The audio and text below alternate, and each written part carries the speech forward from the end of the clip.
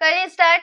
अब देखो living words को एज यूजुअल हम सबसे पहले हैंड रिटन नोट से पढ़ेंगे, उसके बाद इसकी एनोटेटेड एनसीईआरटी कवर करेंगे। ठीक है जी, बहुत अच्छे हैंड रिटन नोट से और बहुत अच्छे से हम इस चैप्टर को कवर करने वाले हैं। तो चलिए चैप्टर स्टार्ट करते हैं बिना किसी देरी के। लिविंग वर्ड्स सबसे पहले हैंड रिटन नोट से पढ़ेंगे, उसके बाद उसी टॉपिक की एनसीईआरटी कवर करेंगे ताकि आपकी एक भी लाइन, एक भी क्वेश्चन आपका छूट ना जाए। ठीक है, तो सबसे पहले जानिए व्हाट इज लिविंग। लिविंग क्या होता है? लिविंग किसी भी ऑर्गेनिज्म का यूनिक कैरेक्टर होता है ना, कि कोई भी ऑर्गेनिज्म लिविंग है या फिर नॉन लिविंग है, जीवित है या फिर जीवित नहीं है ना। तो उन दोनों में हम कैसे डिफरेंस पता करेंगे? कोई भी ऑर्गेनिज्म, चाहे फिर वो कोई प्लांट हो, चाहे फिर वो कोई एनिमल हो, बैक्टीरिया हो, फंगस हो, कोई भी ऑर्गेनिज्म लिविंग है तो ये लिविंग उसका एक बहुत ही ज्यादा यूनिक और डिस्टिंक्टिव कैरेक्टर होता है। ठीक है, अब हमें कैसे पता चलता है कि भाई कोई चीज लिविंग है या फिर नहीं, है ना, कोई चीज लिविंग है या फिर नहीं, हमें कैसे पता चलेगा? तो हमें ऐसे पता चलेगा, कुछ फैक्टर हम लोग पढ़ने वाले हैं इस चैप्टर में जो हमें बताएंगे कि इनको देख के हम पता कर सकते हैं कि चीजें लिविंग है या नहीं। जैसे कि कोई एक ह्यूमन खड़ा है और एक साइड में कोई भी एक नॉन लिविंग चीज, मान लो कोई टेबल पड़ी है, तो हमें कैसे पता चला दोनों को देखकर कि ह्यूमन इज लिविंग और जो टेबल है वो नॉन लिविंग है? क्योंकि हमने इन फैक्टर्स को देखा। जैसे कि कुछ फैक्टर हमारे ग्रोथ है ना, sensitivity, replication, reproduction, metabolic reaction और सेल्फ ऑर्गेनाइजेशन। चिंता की बात नहीं, एक एक चीज को हम लोग डीपली समझेंगे। ठीक है, सबसे पहले समझेंगे ग्रोथ। देखो कोई भी ऑर्गेनिज्म अगर ग्रोथ कर पा रहा है, कोई भी चीज जिसमें ग्रोथ शो हो रही है, हम मानते हैं कि वो लिविंग है। अब इसके भी कुछ एक्सेप्शन होते हैं। ठीक है, अभी इतना समझो, ग्रोथ मतलब किसी चीज में किसी चीज का साइज बढ़ रहा है ना, ग्रोथ हो रही है किसी चीज की, तो उससे हम कंसिडर कर सकते हैं कि वो चीज लिविंग है या फिर नॉन लिविंग। दूसरा है रिप्रोडक्शन, कि भाई उस चीज में रिप्रोडक्शन करने की कैपेबिलिटी है या नहीं। रिप्रोडक्शन क्या? रिप्रोडक्शन मतलब कोई भी ऑर्गेनिज्म क्या अपने ही जैसे दूसरे ऑर्गेनिज्म को जन्म दे सकता है? ह्यूमन है तो दूसरे ह्यूमन को जन्म दे सकता है ना, तो उसे रिप्रोडक्शन कहते हैं। अपने जैसे फिजिकल ट्रेट्स वाले, मतलब बिल्कुल एग्जैक्टली सेम तो नहीं होंगे दिखने में, लेकिन स्पीशीज सेम होगी, इंटरब्रीड वगैरह करके, क्या वो रिप्रोडक्शन करने की क्षमता रखते हैं या नहीं? अब इसके भी कुछ एक्सेप्शन होते हैं, है ना।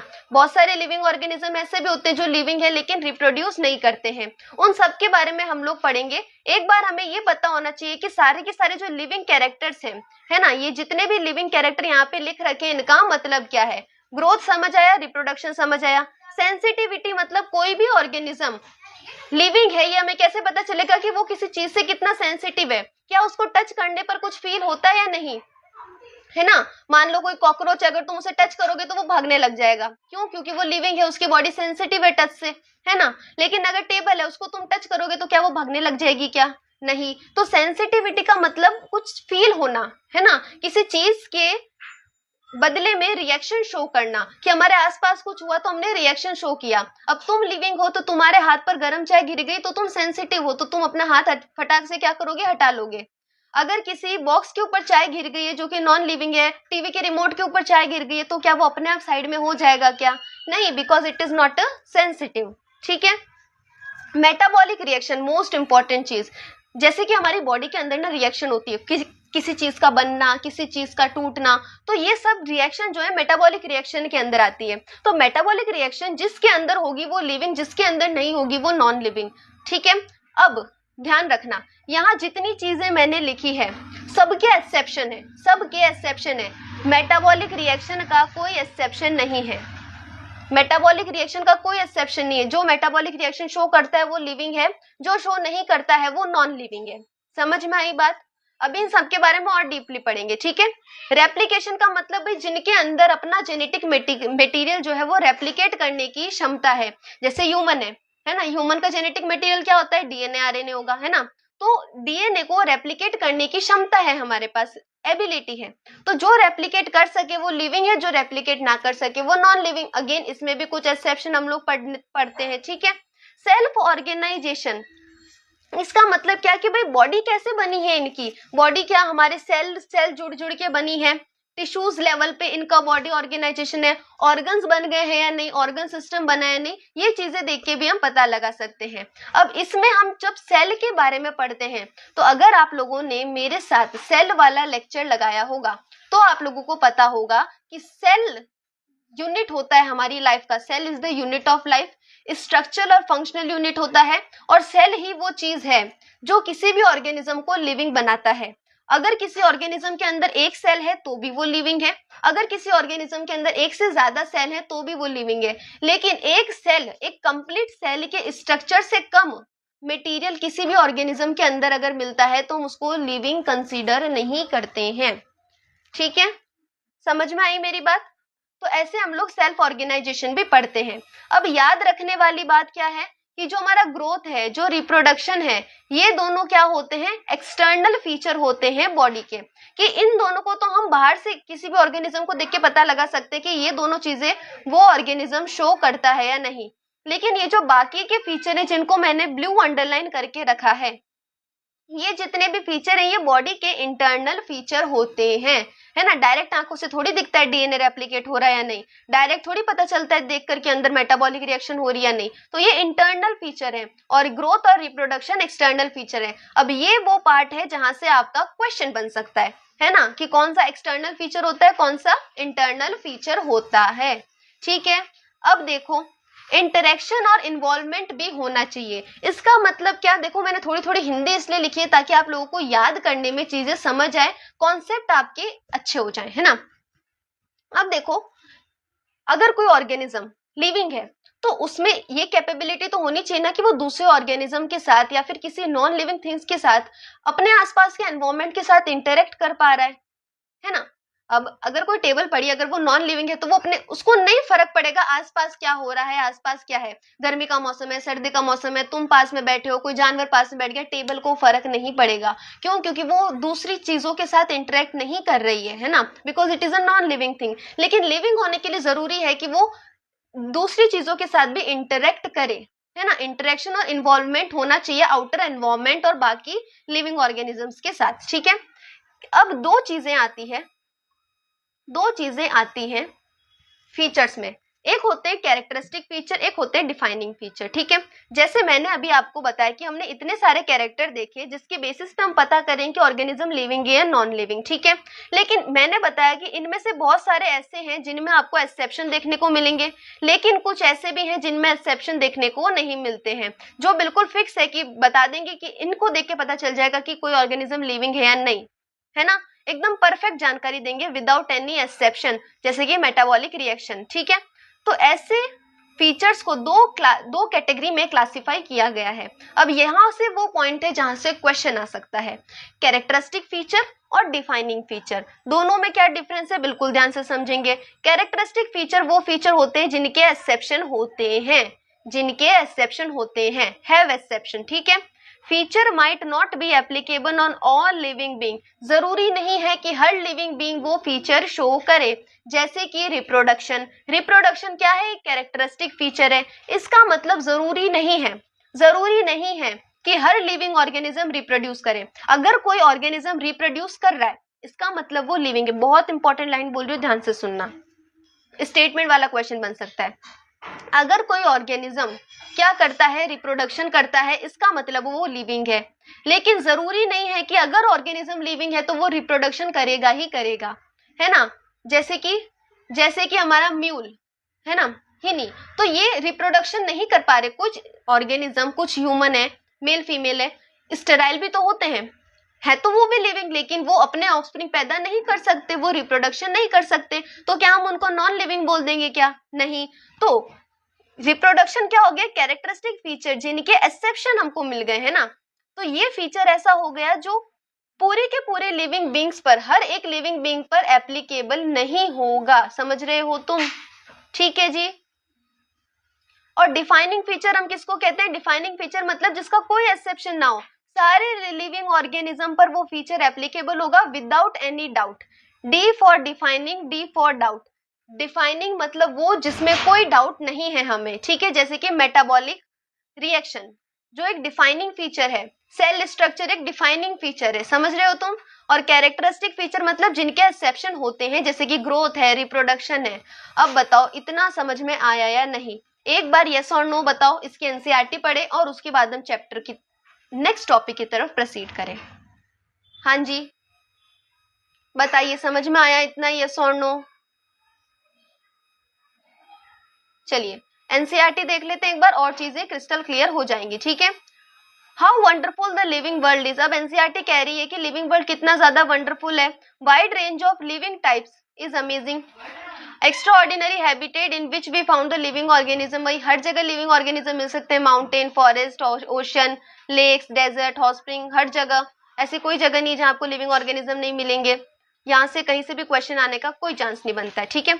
The beauty of galloping horse of the migrating bird, valley of the flower, attacking shark walks away, and the deep sense of the wonder, the ecological conflict and the cooperation among the member of the population and among the population of a community, or even the molecular traffic inside the cell makes us deeply reflect what indeed is the life is। ये मतलब simple से ये बात कहना चाह रहा है कि हम इतनी अलग अलग दुनिया में इतनी अलग अलग जगह देखते हैं, हर जगह पर आपको अलग टाइप के ऑर्गेनिज्म देखने को मिलते हैं। तो ये चीजें हमें एकदम सोच में डाल देती हैं कि रियल में हर ऑर्गेनिज्म की लाइफ कैसी होती होगी। अब क्वेश्चन माइंड में आता है कि लिविंग होने का मतलब क्या है और नॉन लिविंग होने का मतलब क्या है। तो इसको हम ऐसे समझते हैं कि लिविंग होने का मतलब ये होता है, when we try to define living, conventionally हम क्या देखते हैं, ग्रोथ देखते हैं, रिप्रोडक्शन, सेंस, एनवायरमेंट को सेंस करने की एबिलिटी, इसका मतलब सेंसिटिविटी कैसी है किसी भी ऑर्गेनिज्म की। Mount a suitable response come into our mind immediately as the unique feature of the living organism. Most important line कि भाई कोई भी लिविंग ऑर्गेनिज्म किसी भी चीज के बदले में फटाक से रिस्पॉन्स कैसे कर पाता है ना। अगर मैं तुम्हें कोई ऐसी बात बोलूं जिसपे तुम्हें गुस्सा है, तो तुम अचानक से गुस्सा दिखाओगे। कोई भी अगर तुम जोक सुनोगे तो तुम्हें अचानक से हंसी आएगी। तो इसका मतलब ये है कि हम किसी भी चीज के बारे में रिएक्ट कर जाते हैं, है ना। तुम्हारे हाथ पे चाय गिरी तो तुम्हारा हाथ अपने आप हट गया, वो क्या हुआ, रिएक्शन निकला। तो क्यों निकला, क्योंकि तुम जिंदा हो, तुम लिविंग ऑर्गेनिज्म हो, इसलिए रिएक्शन निकला, समझ रहे हो। टेबल पे चाय गिराओगे तो रिएक्शन नहीं निकलेगा, because it is a non living thing. Few more feature, अब कुछ और फीचर भी होते हैं, जैसे कि metabolism, ability to self replication करना, सेल्फ ऑर्गेनाइज करना, बॉडी ऑर्गेनाइजेशन कैसा होता है, इंटरेक्ट करना एनवायरमेंट के साथ।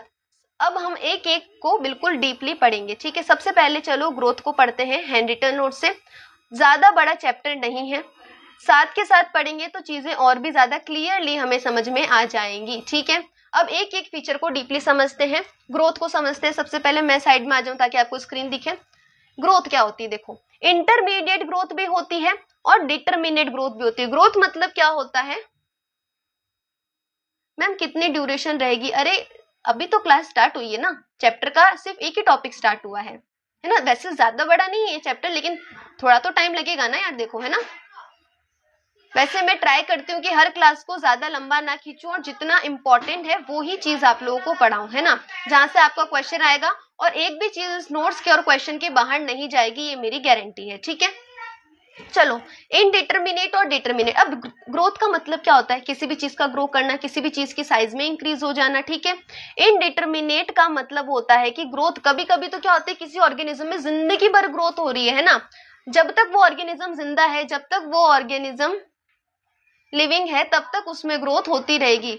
मैम समझ नहीं आ रहा, जहां तक मुझे पता है आप तो अभी आए हो, है ना, तो थोड़ी देर सुनोगे तब समझ आएगा। और क्या समझ नहीं आ रहा है, आप मुझसे क्वेश्चन पूछो, मैं आपको आंसर दूंगी, है ना।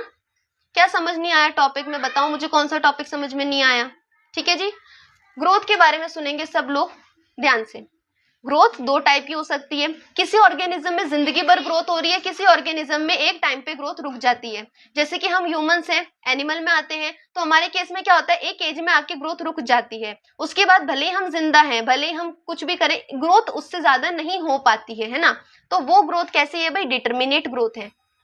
लेकिन प्लांट के केस में ग्रोथ इनडिटरमिनेट होती है, जिंदगी भर प्लांट जो होते हैं वो ग्रो करते रहते हैं, इनकी ग्रोथ खत्म नहीं होती है, ठीक है। अब ग्रोथ के बेसिस पे हमें कैसे पता चलेगा कि कोई ऑर्गेनिज्म लिविंग है या नॉन लिविंग। तो लिविंग ऑर्गेनिज्म की जो ग्रोथ है ना वो इंटरनल होती है, नॉन लिविंग की ग्रोथ एक्सटर्नल होती है, ये मेजर डिफरेंस है, ठीक है। साइज में दोनों ग्रो कर सकते हैं ना, जैसे एक पहाड़ है मानो, तो पहाड़ के ऊपर भी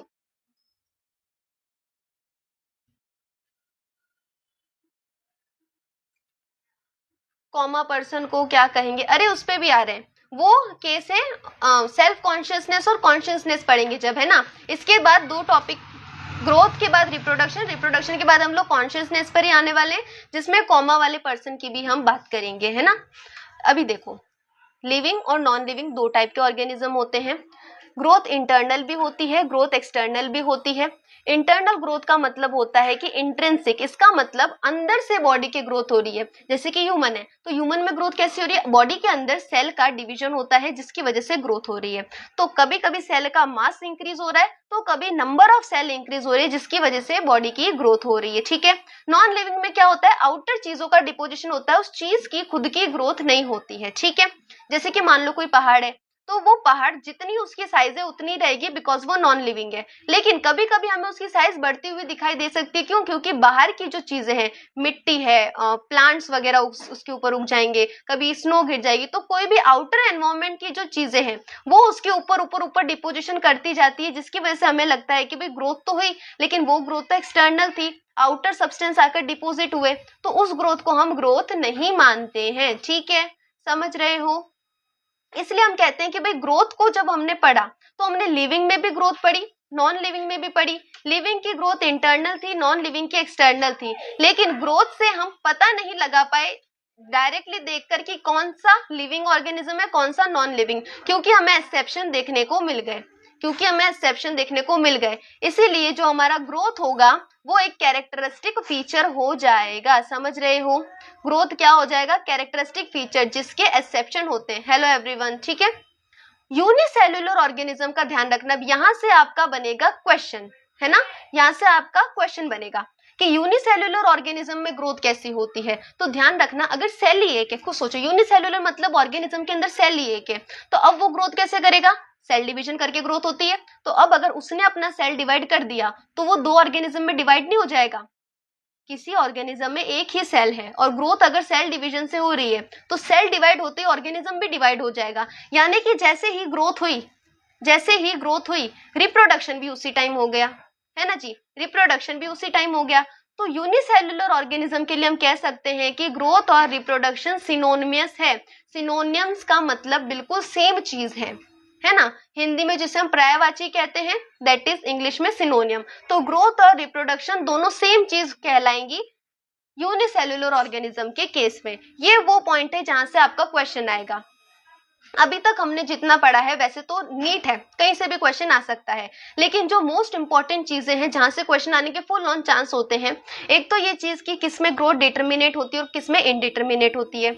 इंटरनल एक्सटर्नल ग्रोथ में क्या डिफरेंस होता है, जो इंटरनल ग्रोथ है उसमें किस किस चीज की वजह से इंटरनल ग्रोथ होती है। तो ध्यान रखना, सेल का मास भी बढ़ सकता है, सेल का नंबर भी बढ़ सकता है। यूनिसेल्युलर ऑर्गेनिज्म में ग्रोथ रिप्रोडक्शन के इक्वल होती है, सेम चीज होती है, ये चीज आपसे पूछ सकते हैं। ग्रोथ कैरेक्टरिस्टिक है, डिफाइनिंग फीचर, तो ध्यान रखना कैरेक्टरिस्टिक फीचर होती है, not a defining property of the living organism.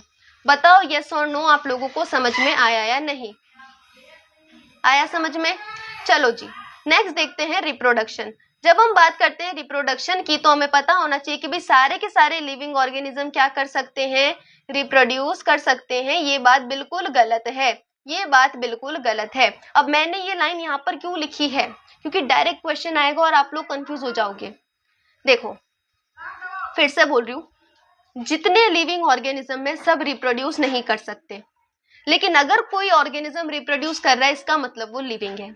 Again, अगर कोई ऑर्गेनिज्म रिप्रोडक्शन कर रहा है इसका मतलब वो लिविंग है, लेकिन जरूरी नहीं है कि कोई ऑर्गेनिज्म लिविंग है तो वो रिप्रोड्यूस करेगा ही करेगा। तो क्या सारे लिविंग ऑर्गेनिज्म रिप्रोड्यूस कर सकते हैं क्या, बिल्कुल नहीं, एक्सेप्शन होते हैं, है ना। लिविंग ऑर्गेनिज्म रिप्रोड्यूस कर सकते हैं क्या, तो हाँ, in general living organism reproduce कर सकते हैं। तो ऑल है या नहीं स्टेट में, उसके अकॉर्डिंग आपका आंसर चेंज हो जाएगा, इस बात का ध्यान रखना, ताकि आपके स्टेटमेंट वाले क्वेश्चन में गलत ना हो जाए, ठीक है जी। समझ में आया नहीं, यस और नो मुझे एक बार बता दो, ठीक है।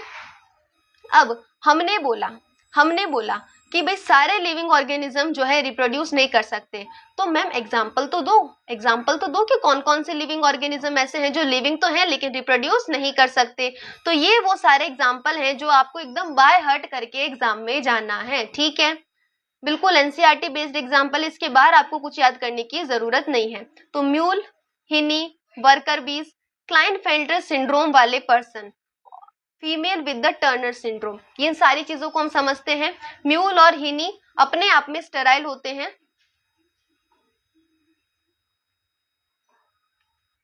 म्यूल और हिनी, अरे जैसे कि देखो म्यूल किसको कहते हैं हिंदी में बताऊं, तुम देखते हो यहाँ पहाड़ों पे जब हम जाते हैं चढ़ाई करने के लिए, तो जो ऑर्गेनिज्म जिसके ऊपर बैठकर जा रहे हैं, जो थोड़ा बहुत गधे जैसा दिखता है, थोड़ा बहुत हॉर्स जैसा दिखता है ना, ऐसा कोई एक ऑर्गेनिज्म होता है ना, तो वही है म्यूल और हिनी।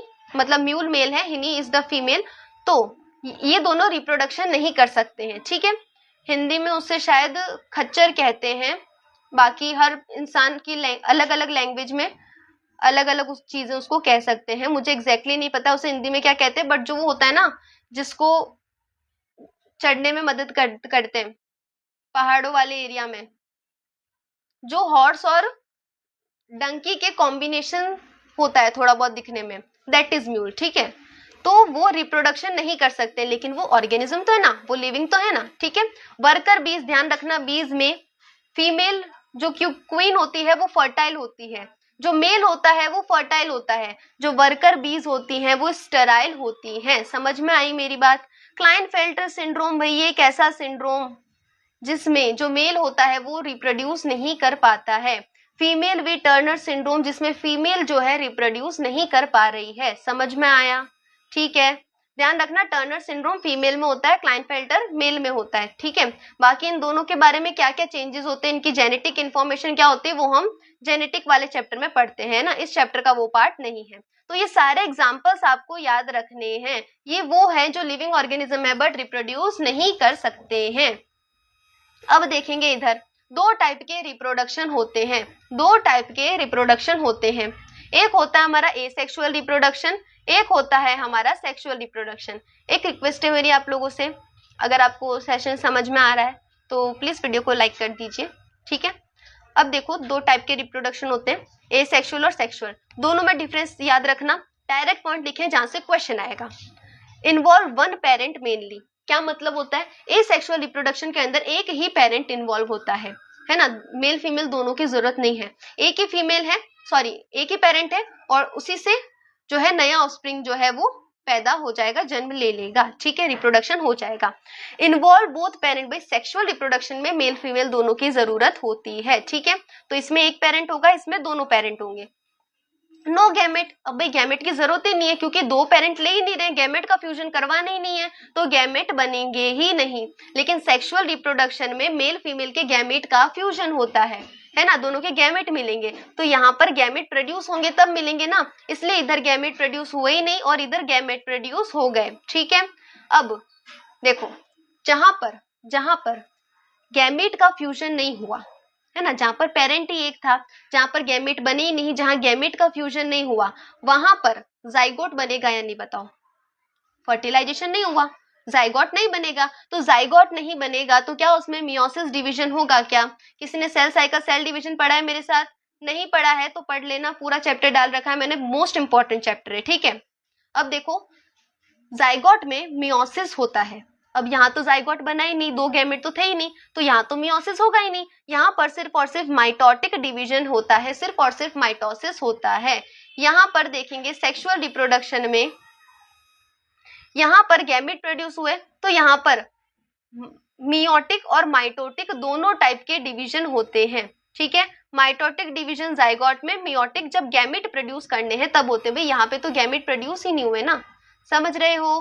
तो ये डिफरेंस था रिप्रोडक्शन एसेक्सुअल और सेक्सुअल रिप्रोडक्शन में, याद कर लेना। और अगेन क्योंकि इसके एक्सेप्शन है, रिप्रोडक्शन के एक्सेप्शन है, इसीलिए ये एक कैरेक्टरिस्टिक फीचर है, डिफाइनिंग फीचर नहीं है, ठीक है जी, समझ में आया, ओके। इसकी एनसीईआरटी पढ़ लेते हैं पहले, ठीक है। चलिए जब हम बात करते हैं ग्रोथ की, तो वी न्यू कि all living organism show growth. भाई हर लिविंग ऑर्गेनिज्म क्या करता है, ग्रोथ शो करता है। मास में इंक्रीज होना, नंबर में इंक्रीज होना किसी भी ऑर्गेनिज्म के, दोनों ही ग्रोथ को बढ़ाते हैं और ये ऑर्गेनिज्म के ग्रोथ के दो कैरेक्टरिस्टिक होते हैं। एक मल्टी सेलुलर ऑर्गेनिज्म की अगर हम बात करते हैं तो वो कैसे ग्रो होता है, बाय सेल डिवीजन ग्रो होता है। Multi cellular organism by cell division growth करता है, ठीक है। प्लांट्स की हम बात करें तो वहां पर अभी हम लोग पढ़ के आए, जिंदगी भर इनकी लाइफ स्पेन चलती है, तो लाइफ स्पेन के साथ जिंदगी भर ये ग्रोथ करते रहते हैं, पूरे लाइफ टाइम ग्रोथ करते हैं, इनकी ग्रोथ रुकती नहीं है, इसलिए इनकी ग्रोथ को क्या कहते हैं हम, इनडिटरमाइंड ग्रोथ कहते हैं, ठीक है। समझ में आया। In animal growth is seen only up to a certain age. जब एनिमल में जो ग्रोथ है वो थोड़े एज के लिए, एक फिक्स एज तक ही आपको ग्रोथ दिखेगी, एक फिक्स एज में वो एनिमल पहुंच गया उसके बाद उसकी ग्रोथ नहीं होगी, ठीक है। हाउएवर सेल डिवीजन जो होता है, भाई एनिमल्स में भी सेल डिवीजन हमेशा होता रहेगा। अंदर बॉडी में कोई टिश्यू जो सेल लॉस्ट हुआ उसका रिपेयर वगैरह करने के लिए सेल डिवीजन होता है, लेकिन ग्रोथ रुक जाती है, ठीक है। Unicellular organism grow by cell division. अब यूनिसेलुलर ऑर्गेनिज्म सेल डिवीजन से ही ग्रो होता है। इन विट्रो कल्चर की जब हम बात करते हैं तब हम माइक्रोस्कोप के अंदर बहुत सारे सेल जो है देख सकते हैं। यूनिसेलुलर ऑर्गेनिज्म को हम डायरेक्टली देख सकते हैं। यूनिसेलुलर ऑर्गेनिज्म में एक ही सेल होता है, इसलिए कह रहे हैं कि जब तुम माइक्रोस्कोप में देखोगे तो कितने सेल हैं ये गिन के तुम पता लगा सकते हो कि कितने ऑर्गेनिज्म, कितने यूनिसेलुलर ऑर्गेनिज्म उस प्लेट के अंदर है। जब हम मेजॉरिटी ऑफ हायर एनिमल्स और प्लांट की बात करते हैं तो ग्रोथ और रिप्रोडक्शन दोनों म्यूचुअली एक्सक्लूसिव इवेंट होते हैं, दोनों के दोनों एक्सक्लूसिव इवेंट होते हैं। दोनों को आप लोगों को एक बात याद रखनी चाहिए, एनसीईआरटी कहती है कि जब मास में इंक्रीज होता है तो उसको हम ग्रोथ कहते हैं। इसके अकॉर्डिंग नॉन लिविंग थिंग्स भी ग्रो करती है। अगर हम सिर्फ बॉडी मास को कंसिडर करें तो इसको हम एक क्राइटेरिया मान नहीं सकते, ठीक है। माउंटेन, बोल्डर, सैंड, मोज ये सब ग्रो करते हैं, लेकिन इनकी ग्रोथ में क्या डिफरेंस है, ये एक्सटर्नल ग्रोथ है, ये accumulation of material on the surface, surface पे मटेरियल का एक्यूमुलेशन हुआ है जिसकी वजह से ग्रोथ हुई है, ठीक है। Growth therefore cannot be taken as a defining property of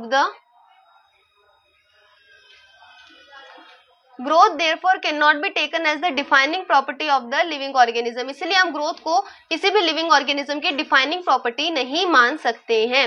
Condition under which it can be observed in all living organism have to be explained and then we understand that it is a characteristic feature of a living organism. अब क्योंकि growth के हमारे क्या आ गए, exception आ गए, इसलिए characteristic feature है, ठीक है। कोई भी डेड ऑर्गेनिज्म ग्रो नहीं करता है।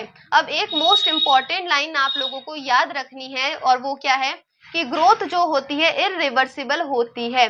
ग्रोथ कैसी होती है, इरिवर्सिबल। ये पॉइंट है जहां से क्वेश्चन आ सकता है। एनसीईआरटी में नहीं दे रखा है, लेकिन आपकी जो एग्जाम्पलर वाली बुक में है वहां पर इससे रिलेटेड क्वेश्चन दे रखा है, इसलिए मैंने ये पॉइंट यहाँ पर लिखा है, तो इसको याद करके जाना। ग्रोथ कैसी होती है, इरिवर्सिबल होती है, ठीक है। देयरफॉर ग्रोथ कैसी, इरिवर्सिबल। तो पीस ऑफ वुड स्वॉलन, किसी भी वुड का जो पीस है वो स्वॉलन हो गया यानी कि फूल गया, मतलब एक लकड़ी का टुकड़ा था उसको पानी में डाला और मान लो वो फूल गया, बारिश आई और वो फूल गया, तो क्या उसको हम ग्रोथ मानेंगे, क्या उसको हम ग्रोथ नहीं मानेंगे। क्यों नहीं मानेंगे, क्यों नहीं मानेंगे उसको ग्रोथ, क्योंकि जब वो सूखेगी लकड़ी तब वो फिर से अपने ओरिजिनल शेप में आ जाएगी और ग्रोथ कभी भी रिवर्सिबल नहीं होती है, इरिवर्सिबल होती है, इसलिए उसको हम ग्रोथ नहीं मानेंगे। क्या क्वेश्चन है जी बताओ। Reproduction, reproduction likewise is a characteristic of the living organism. Reproduction क्या होता है, लिविंग ऑर्गेनिज्म का एक कैरेक्टरिस्टिक फीचर होता है। मल्टी सेलुलर ऑर्गेनिज्म में reproduction refers to the production of a progeny. Reproduction क्या होता है, अपने ही जैसे दूसरा ऑफस्प्रिंग को जन्म देना, दैट इज रिप्रोडक्शन। जो ज्यादा सिमिलर भी हो सकते हैं, लेस सिमिलर भी हो सकते हैं अपने पेरेंट्स से। Invariably and implicity of we refer to the sexual reproduction. Sexual reproduction में क्या होता है, पेरेंट्स से जो बच्चे हैं वो दिखने में अलग हो सकते हैं। ये वेरिएशन कब आती है, जब सेक्सुअल रिप्रोडक्शन होता है। एसेक्सुअल रिप्रोडक्शन में ऐसी वेरिएशन आने के चांसेस कम होते हैं, ठीक है। Organism reproduce by asexual means also. Organism asexual mean से भी रिप्रोड्यूस करते हैं। फंजी का ध्यान रखना, फंजी जो होता है millions of asexual spore produce करता है रिप्रोडक्शन करने के लिए। Fungi is a living organism. Lower organism की बात करें जैसे कि यीस्ट है, हाइड्रा है, तो यीस्ट के अंदर आपको बडिंग दिखेगी, हाइड्रा में आपको बडिंग दिखेगी। प्लेनेरिया, फ्लैट वर्म जिसे हम कहते हैं ना, जैसे देखो प्लेनेरिया, फ्लैट वर्म्स जो कि प्लेटी एल्मेंथिस में आते हैं, ये सब रिप्रोडक्शन के लिए क्या करते हैं। C4 साइकिल बेटा इस चैप्टर का पार्ट है नहीं, तो हम लोग इस चैप्टर में पढ़ेंगे नहीं। C4 साइकिल फोटोसिंथेसिस और पीजीआर वाले चैप्टर में हम लोग पढ़ते हैं, तो वो चैप्टर में आपको कराऊंगी, तब मैं जरूर बताऊंगी, ठीक है। ट्रू रीजनरेशन होता है प्लेनेरिया के अंदर, यानी फ्लैट वर्म अगर तुम उनको काट दोगे तो उनकी बॉडी फिर से रीजनरेट कर जाती है। तो ऐसे ये क्या करते हैं, रिप्रोडक्शन भी कर लेते हैं। फ्रेगमेंटेड ऑर्गेनिज्म अपना लॉस्ट पार्ट रीजनरेट कर सकते हैं और नया ऑर्गेनिज्म भी बना सकते हैं। Fungi, filamentous algae, protonema of moss, ये सब फ्रेगमेंटेशन से ही अपने नंबर को बढ़ाते हैं, मल्टीप्लाई करते हैं।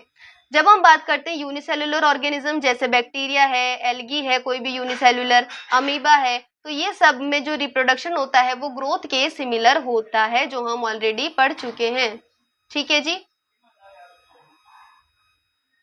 Increase in number of cell, increase in number of cell मतलब जब सेल का नंबर बढ़ गया है ना, तो जैसे कि एक सेल था यूनिसेलुलर ऑर्गेनिज्म, एक से 2 सेल बन गए, तो ऑब्वियसली ग्रोथ भी हुई, और 2 सेल होते 2 ऑर्गेनिज्म बन गए, तो रिप्रोडक्शन भी हो गया है, ठीक है जी। चैप्टर से रिलेटेड बात करेंगे तो ज्यादा सही रहेगा, जो बात जिस चैप्टर से रिलेटेड है हम लोग उस चैप्टर में पढ़े, है ना। अभी देखेंगे इधर, we have already defined growth as the equivalent to the increase in number of cell और मास। हमने ऑलरेडी पढ़ लिया है कि जो ग्रोथ है उसका मतलब क्या होता है, सेल का नंबर बढ़ जाए या फिर सेल का मास बढ़ जाए। इसलिए हम नोटिस करते हैं सिंगल सेल के जो ऑर्गेनिज्म होते हैं उनमें हमें ग्रोथ और रिप्रोडक्शन में ज्यादा अंतर दिखाई नहीं देता है। बहुत सारे ऑर्गेनिज्म ऐसे भी होते हैं जो तो रिप्रोड्यूस ही नहीं करते, जिनके एग्जाम्पल हम अभी पढ़ चुके हैं। म्यूस, स्टेराइल वर्कर बीस, इनफर्टाइल ह्यूमन कपल जैसे कि क्लाइनफेल्टर वाले मेल्स या फिर टर्नर सिंड्रोम वाली फीमेल्स जो कि स्टेराइल हो जाते हैं, ठीक है, इनफर्टाइल होते हैं, ठीक है। Hence reproduction cannot be all exclusive characteristics, ठीक है। रिप्रोडक्शन जो है वो कभी भी डिफाइनिंग कैरेक्टरिस्टिक नहीं हो सकता है, ठीक है। Of course, no living organism or object is capable of reproducing or replicating itself. कोई भी नॉन लिविंग ऑर्गेनिज्म रिप्रोड्यूस नहीं कर सकता। हर लिविंग ऑर्गेनिज्म रिप्रोड्यूस करे ये भी जरूरी नहीं, लेकिन लिविंग ऑर्गेनिज्म रिप्रोड्यूस कर सकते हैं। ये जो तीनों लाइनें मैंने बोली है मोस्ट इंपॉर्टेंट लाइन है, जहां पे आपको स्टेटमेंट वाले क्वेश्चन में कंफ्यूज कर सकते हैं, ठीक है। ओके, मेटाबॉलिज्म पहले हम नोट से देखेंगे, उसके बाद इसकी एनसीईआरटी कवर करेंगे, ठीक है। चलिए जी, मेटाबॉलिज्म को देखते हैं। एक होता है हमारा कैटाबॉलिज्म, एक होता है हमारा एनाबॉलिज्म, ठीक है। जब हम बात करते हैं कैटाबॉलिज्म की, तो देखो मेटाबॉलिज्म मतलब बॉडी के अंदर कोई भी रिएक्शन होना। अब बॉडी के अंदर जब रिएक्शन होती है तो चीजें बनती भी हैं, चीजें टूटती भी हैं। जब कोई चीज बन रही है तो उसे हम कहते हैं एनाबॉलिज्म, जब कोई चीज टूट रही है तो उसे हम कहते हैं कैटाबॉलिज्म, ठीक है। जब कोई चीज बनी तो एनाबॉलिज्म, जब कोई चीज टूटी तो कैटाबॉलिज्म। तो ब्रेक डाउन हुआ यानी कैटाबॉलिज्म हुआ, उसका एग्जांपल क्या है, हमारी बॉडी में रेस्पिरेशन होता है तो ब्रेक डाउन होता है। एनाबॉलिज्म मतलब जैसे कि प्लांट्स में फोटोसिंथेसिस हुआ तो चीजें बन रही है ना, फोटोसिंथेसिस में चीजें बन रही हैं, रेस्पिरेशन में चीजें टूट रही हैं, ब्रेक डाउन हो रहा है। तो दोनों रिएक्शन एक लिविंग ऑर्गेनिज्म के अंदर हो रही है, तो इसका मतलब यहाँ पर मेटाबॉलिक रिएक्शन शो हो रही है, ठीक है। अब देखो, अगर कोई ऑर्गेनिज्म हाइबरनेशन कर रहा है, हाइबरनेशन क्या होता है भाई, सर्दियों की नींद, एस्टिवेशन क्या होता है, गर्मियों की नींद। जैसे कि पोलर बियर है तो वो जब बिल्कुल ठंड का मौसम होता है तब वो हाइबरनेशन पे चले जाते हैं, अपना खाना वाना पूरे टाइम इकट्ठा करेंगे गर्मियों के मौसम में, और फिर जिस जगह पे उन्हें आराम मिलता है, अच्छी खासी नींद आती है, वो अपना खाना वाना लेके चले जाएंगे और फिर पूरी सर्दियों के सीजन में आराम से सो जाएंगे, तो हाइबरनेशन उसको कहते हैं। तो अगर कोई ऑर्गेनिज्म हाइबरनेशन वाली कंडीशन में है तो उस वक्त क्या वो मेटाबॉलिज्म करेगा, बिल्कुल करेगा। अरे भाई हाइबरनेशन कर रहा है तो क्या हुआ, जिंदा तो है ना, लिविंग कैटेगरी में तो है ना, तो मेटाबॉलिज्म कर सकता है, ठीक है। अगर कोई टेस्ट ट्यूब के अंदर रिएक्शन हो रही है तो क्या उसमें मेटाबॉलिज्म होगा, बिल्कुल। टेस्ट ट्यूब में होने वाली रिएक्शन भले लिविंग बॉडी के बाहर हो लेकिन रिएक्शन लिविंग है, रिएक्शन लिविंग है तो उसमें हम मेटाबॉलिज्म देखते हैं। चीजें तो बन रही है ना यार, चीजों का बनना टूटना तो हो रहा है, रिएक्शन तो हो रही है, ठीक है। इसलिए मेटाबॉलिज्म के हम क्या कहते हैं, डिफाइनिंग फीचर है, ठीक है। क्या होता है, ये डिफाइनिंग फीचर होता है मेटाबॉलिज्म। क्यों? क्योंकि सारे लिविंग ऑर्गेनिज्म का शो करते हैं और कोई नॉन लिविंग ऑर्गेनिज्म शो नहीं करता है, ठीक है। देखो तुम्हारे लिए लिख रखा है मैंने, small M is a crime. इसका मतलब छोटा सोचना, छोटा ड्रीम रखना क्राइम है। किसने कहा था ये, किसने कहा था small M is a crime? पता है किसी को? अब्दुल कलाम ने कहा था। चलिए जी, मेटाबॉलिज्म पढ़ते हैं हमारी एनसीईआरटी से, ठीक है।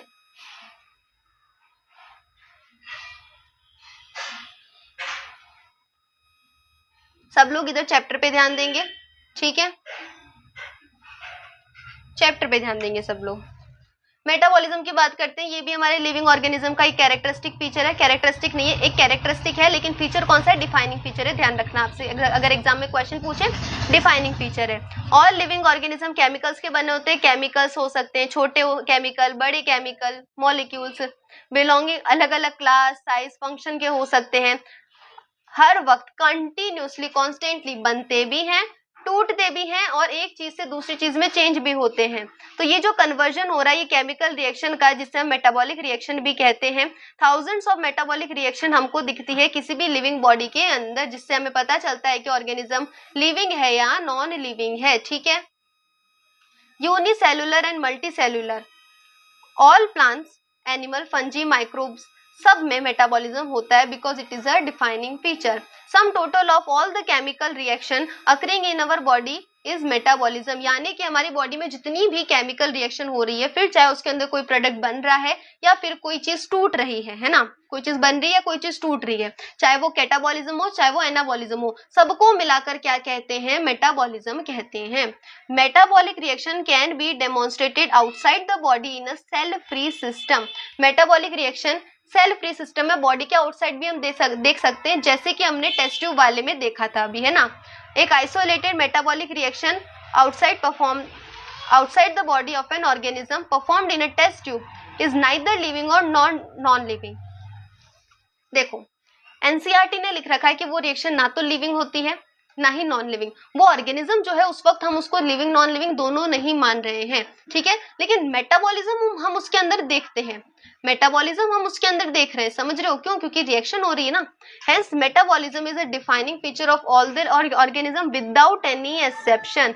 मोस्ट इंपॉर्टेंट लाइन है, isolated metabolic reaction in vitro are not living things. Thing living नहीं है लेकिन रिएक्शन लिविंग है। देखो एनसीईआरटी ने लिख दिया, लिविंग थिंग नहीं मान रहे लेकिन रिएक्शन तो लिविंग है ना, ठीक है जी। अब देखो एक चीज, सेल्यूलर ऑर्गेनाइजेशन, इसके बारे में ज्यादा नहीं दिया एनसीईआरटी ने, बट ये एक लाइन भी बहुत इंपॉर्टेंट है कि सेल्यूलर ऑर्गेनाइजेशन जो है of the body is defining feature of the life forms, यानी कि किसी भी बॉडी ऑफ ऑर्गेनिज्म के अंदर जो सेल्यूलर फंक्शन है कि भाई जो हर ऑर्गेनिज्म है वो सेल का बना हुआ है, यही हमें बताता है कि वो ऑर्गेनिज्म लिविंग है या नॉन लिविंग। क्योंकि अगर सेल से कम, एक सेल के कंप्लीट स्ट्रक्चर से कम कोई भी चीज है तो वो नॉन लिविंग कंसीडर की जाएगी। एक सेल में क्या होता है, साइटोप्लाज्म है, न्यूक्लियस है, उसकी मेम्ब्रेन है ना। मान लो अगर आप पूरा यूकैरियोटिक सेल भी कंसीडर ना करो, प्रोकैरियोटिक सेल भी कंसीडर करो, तो वो भी लिविंग है, लेकिन उसमें भी एक सेल का कंप्लीट स्ट्रक्चर है। हमारे पास साइटोप्लाज्म है, उसका न्यूक्लियस है, न्यूक्लियोलस है ना, तो रिएक्शंस उसके अंदर भी सारी हो रही है। उससे कम अगर कोई भी चीज है कि पूरा स्ट्रक्चर भी नहीं बन पाया सेल का, तो ऑर्गेनिज्म नॉन लिविंग मानेंगे, लिविंग नहीं मानेंगे उसको, ठीक है। तो ये एक क्या हो जाएगा, डिफाइनिंग फीचर है, एनसीईआरटी ने लिख रखा है, सेल्यूलर ऑर्गेनाइजेशन, ठीक है। मेटाबॉलिज्म भी डिफाइनिंग प्रॉपर्टी है। आई मेरी बात समझ में, यस और नो?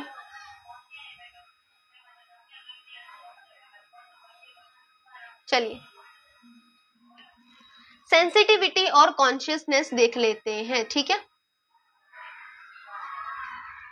सबसे पहले तो ये कैसा एक डिफाइनिंग फीचर होता है।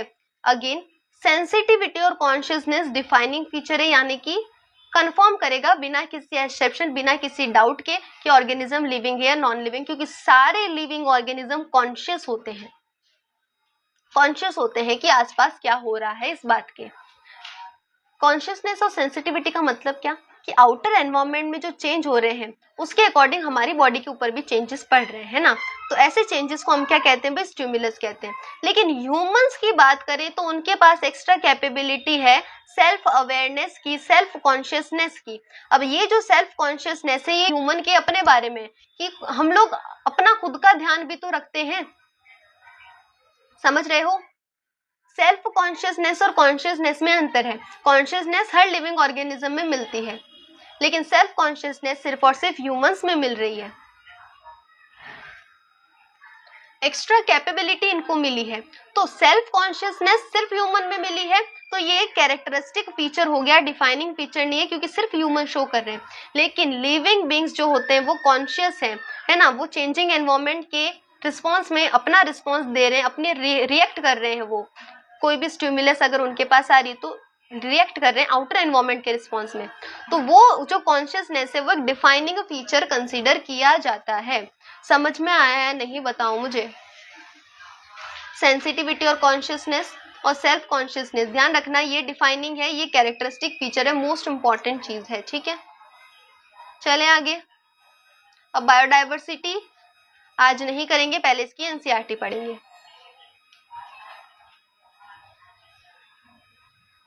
चलिए,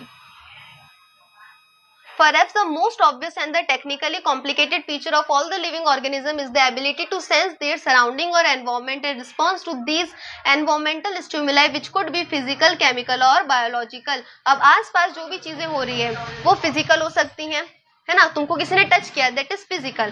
केमिकल, जो आउटर एनवायरनमेंट से केमिकल रिएक्शंस के चेंजेस हो रहे हैं। बायोलॉजिकल चेंजेस भी हो सकते हैं। हमें जो एनवायरनमेंट हम हमारे आसपास सेंस कर रहे हैं, है ना, कैसे सेंस कर रहे हैं, क्योंकि हमारे पास सेंस ऑर्गन है। प्लांट भी एक्सटर्नल फीचर के अकॉर्डिंग रिस्पॉन्स करता है, light, water, temperature, other organism, pollutant, इन सब से उसको फर्क पड़ता है। सोचो, टेम्परेचर वगैरह के अकॉर्डिंग, लाइटिंग के अकॉर्डिंग प्लांट का ब्रीडिंग सीजन जो है वो अफेक्ट हो रहा है, तो ये उसकी कॉन्शियसनेस है ना। तो कॉन्शियसनेस डिफाइनिंग प्रॉपर्टी हो गई, क्योंकि हर लिविंग ऑर्गेनिज्म शो करता है। फोटो पीरियड जो है, अगेन वही बात आ गई, सीजनल ब्रीडर का जो भी प्लांट है या एनिमल है, अगर वो सीजन के अकॉर्डिंग रिप्रोड्यूस करते हैं तो फोटो पीरियड जो है, लाइट की कंडीशन है, जो हमारे आसपास के एनवायरनमेंट की कंडीशन है, ये सब चीजें मिलाकर क्या करते हैं, रिप्रोडक्शन को अफेक्ट कर देते हैं। क्या समझ में नहीं आ रहा है बताओ मुझे, कौन सा टॉपिक समझ में नहीं आया, कौन सा टॉपिक समझ में नहीं आया, टॉपिक का नाम बताओ, मैं आपको फिर से समझा दूंगी, ठीक है। ओके, ऐसा तो है नहीं कि पूरा चैप्टर समझ में नहीं आया हो, जो टॉपिक समझ में नहीं आया आप मुझे बता सकते हो, आई विल क्लियर इट, ठीक है। अब देखो, human being are the only organism, अब सिर्फ ह्यूमन बीइंग ही ऐसे हैं जो सेल्फ कॉन्शियसनेस शो करते हैं। कॉन्शियसनेस जो है वो डिफाइनिंग प्रॉपर्टी है, लेकिन सेल्फ कॉन्शियसनेस कैरेक्टरिस्टिक फीचर है, ठीक है। When it comes to the human beings, अब ह्यूमन बीइंग जो होते हैं, टेक्सोनॉमी अभी तक पढ़ाई है मैंने, मैम समझ नहीं आ रहा है, टेक्सोनॉमी अभी तक पढ़ाई है मैंने, हाँ क्या बोलूं बताओ मैं आप लोगों को, जब पढ़ाऊं फिर समझ में ना आए तो पूछो ना, उस टॉपिक तक तो हम पहुंचे ही नहीं है। अरे टेक्सोनॉमी अब आएगी, ये देखो टेक्सोनॉमी कैटेगरीज अब आएगी वो, अभी तो हम सिर्फ फीचर्स पढ़ रहे हैं। चलो,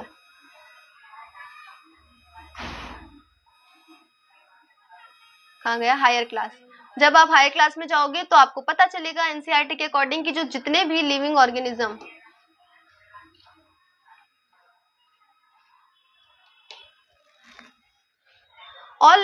all living phenomena are due to the underlying interaction properties of tissues are not present in the constituent cell but arise as a result of interaction। ये कह रहा है कि जो भी चीज एक लिविंग ऑर्गेनिज्म का फेनोमेनन है, जो भी चीज एक लिविंग ऑर्गेनिज्म के अंदर हो रही है, वो डिपेंड करता है कि उस लिविंग ऑर्गेनिज्म, उस लिविंग पार्ट की कितनी कैपेबिलिटी है कि अपने आसपास की चीजों से वो रिएक्ट कर सके।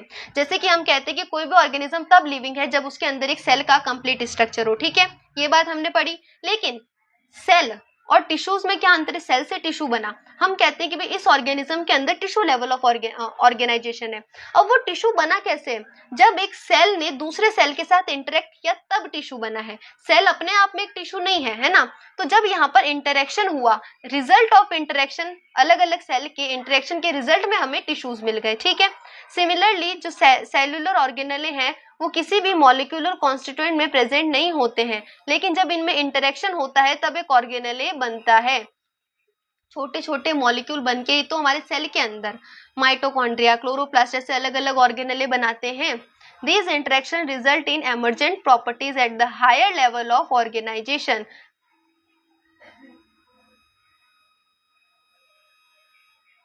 These interactions result in the emergent property at the higher level of the organization. This phenomenon is true in the hierarchy of the organizational complexity at all the levels.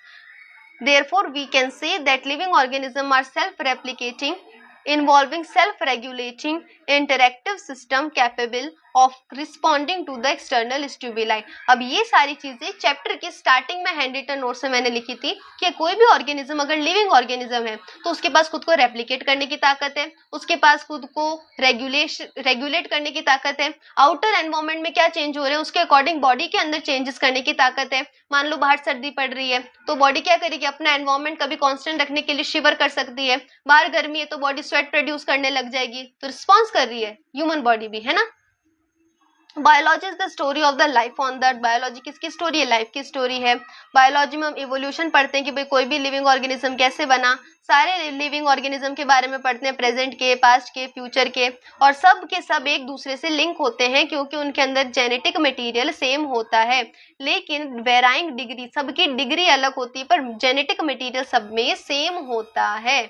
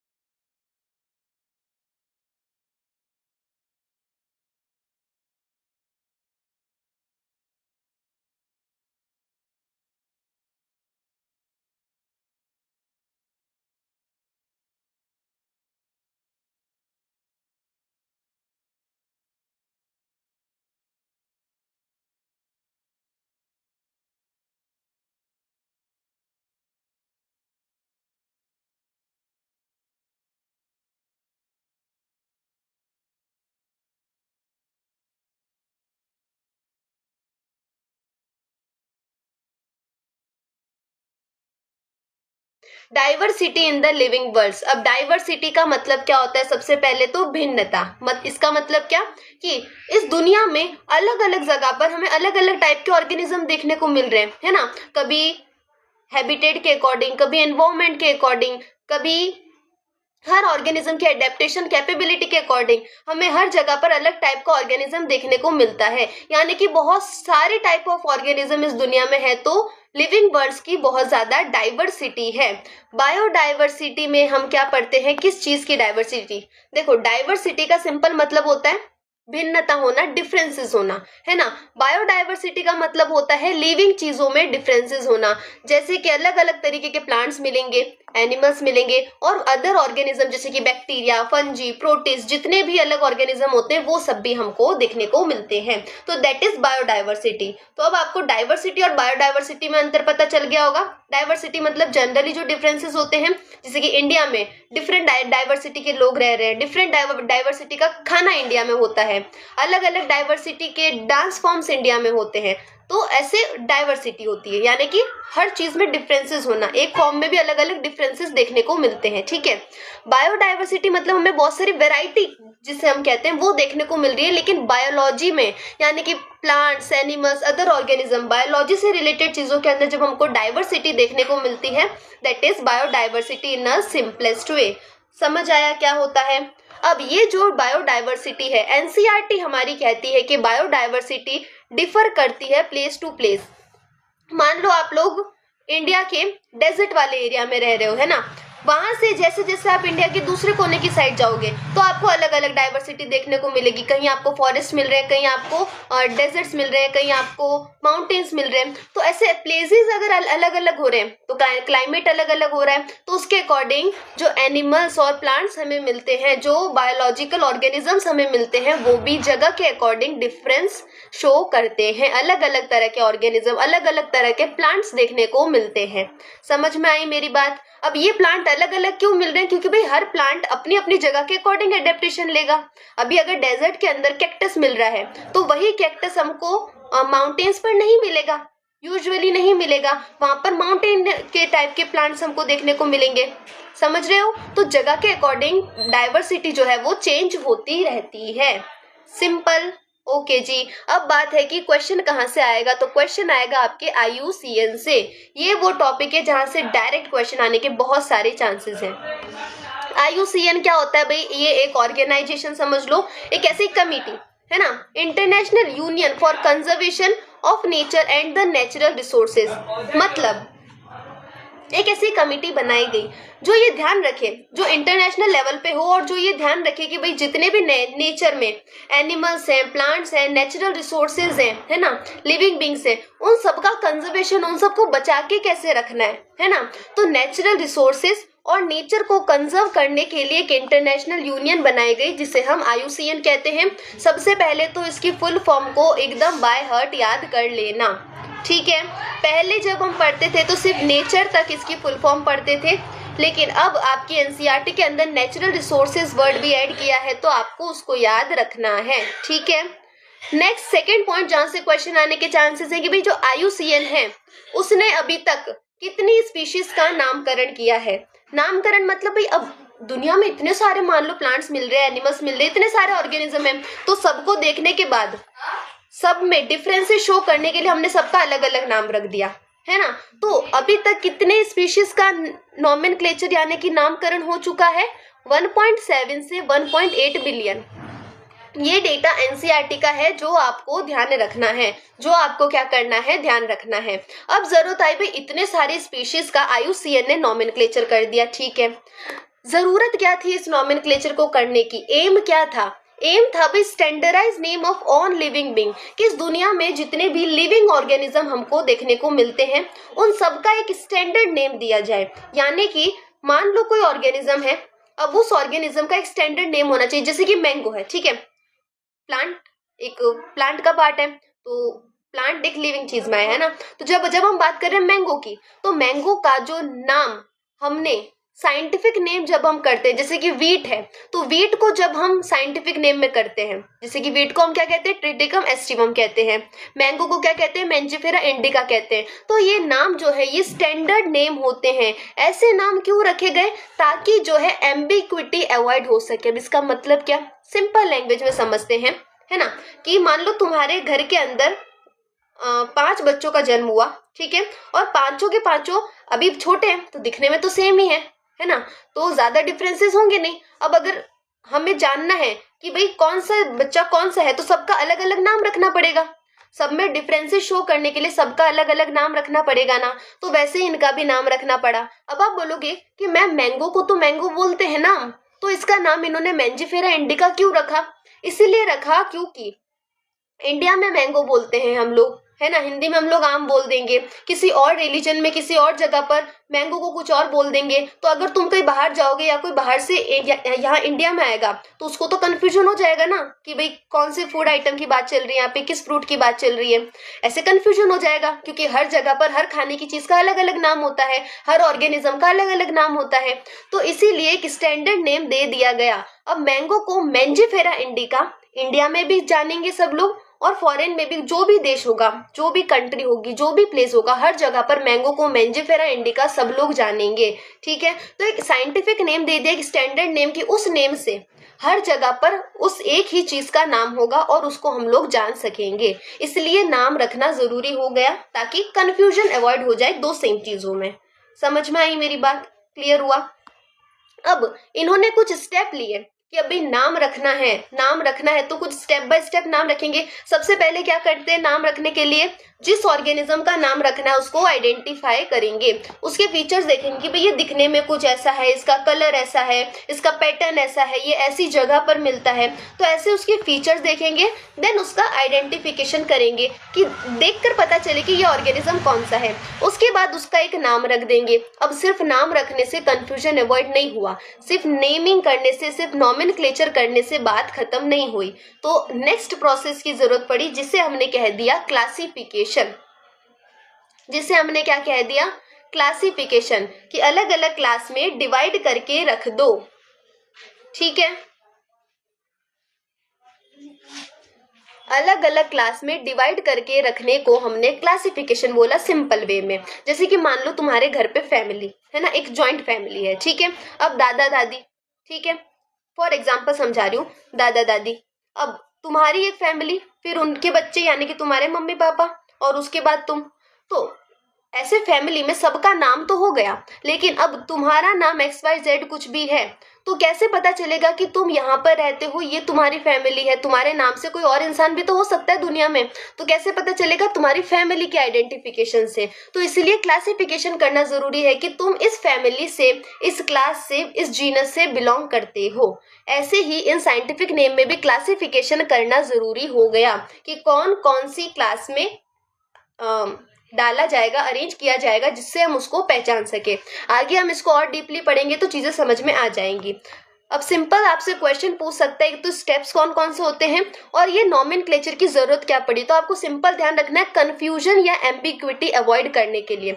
Ambiguity का मतलब ही confusion होता है, उसको avoid करने के लिए हमें naming की जरूरत पड़ी। समझ में आ रहा है नहीं, यस और नो बताओ, है ना। अब एक बात और, यहाँ से आपका डायरेक्ट क्वेश्चन आएगा और यहाँ से PYQs बन चुके हैं, तो इस पॉइंट को एकदम बाय हार्ट याद कर लेना। ICBN और ICZN की फुल फॉर्म है ना। जब इस इंटरनेशनल यूनियन ने नामकरण किया प्लांट्स का, तो एक international code for the botanical nomenclature नाम से एक ग्रुप बना और उन्होंने सब कुछ नाम दिया, ठीक है।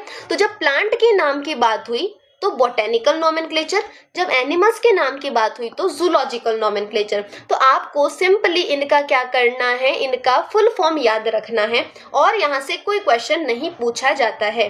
क्या याद करोगे इसमें से मेनली, देखो याद तो वैसे आपको पूरा करना है, क्योंकि स्टेटमेंट वाले में तो कोई भी क्वेश्चन स्टेटमेंट बन सकता है। डायरेक्ट क्वेश्चन के लिए क्या याद करोगे, इसके फुल फॉर्म याद करोगे, कितनी स्पीशीज अभी तक नॉमेनक्लेचर जिनका नामकरण हुआ है वो याद करोगे। स्टेप्स आपको सीरीज याद करनी होती है पूरे स्टेप की, पहले आइडेंटिफिकेशन, फिर नॉमेनक्लेचर, फिर क्लासिफिकेशन, ऐसे आपको याद करना होता है। क्यों नेमिंग की जरूरत हुई, ताकि कंफ्यूजन और एम्बिग्विटी अवॉइड हो जाए, ठीक है।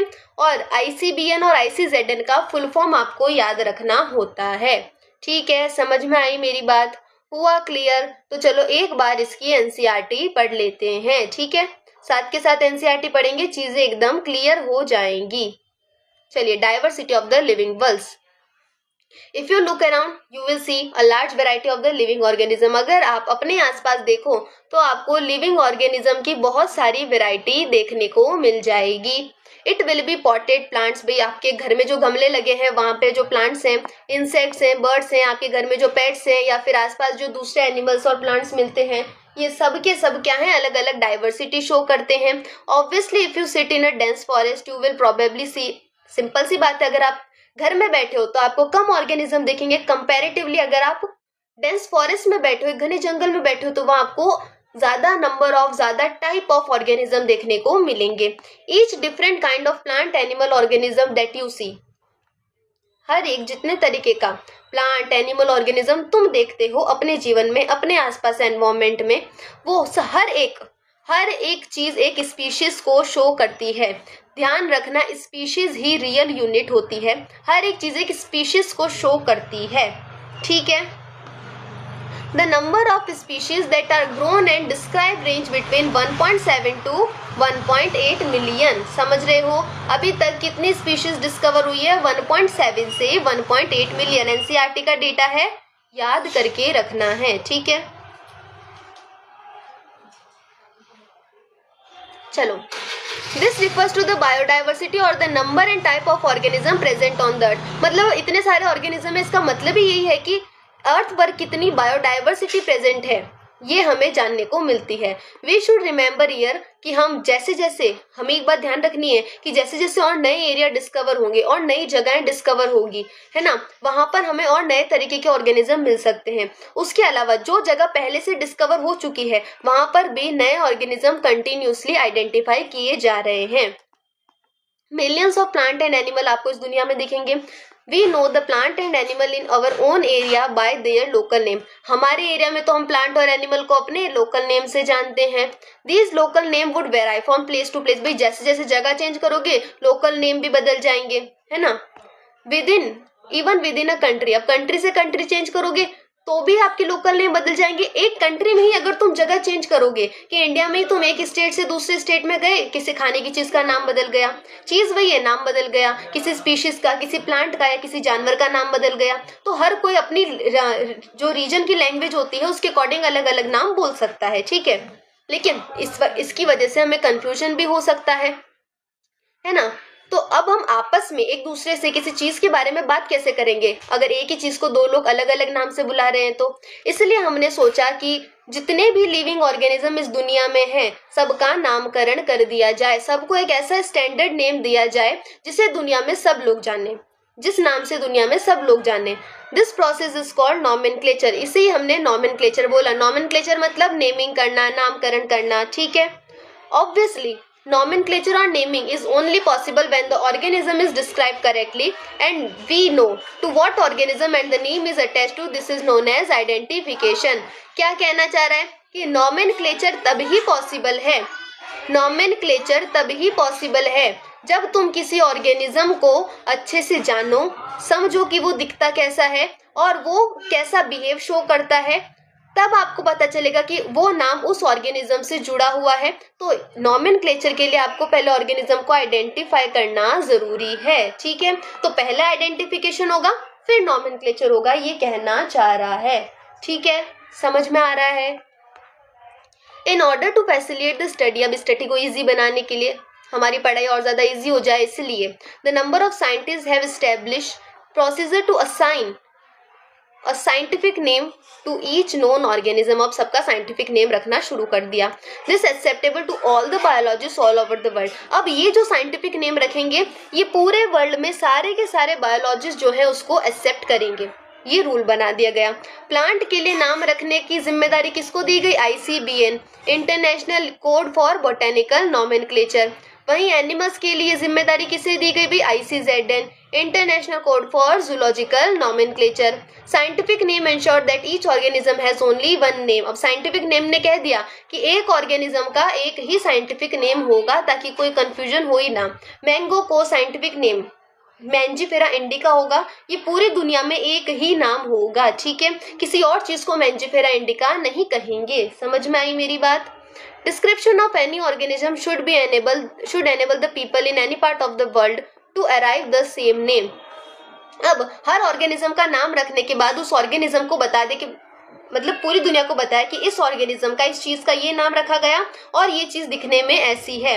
चाहे वो किसी फ्रूट की, प्लांट की बात चल रही हो या फिर किसी एनिमल की बात चल रही हो, ठीक है। तो सबका नाम रखने के बाद उसके फीचर्स डिस्क्राइब कर दिए गए ताकि हर एरिया में मिलने वाले लोग फीचर देख के नाम का पता लगा सकें, ठीक है।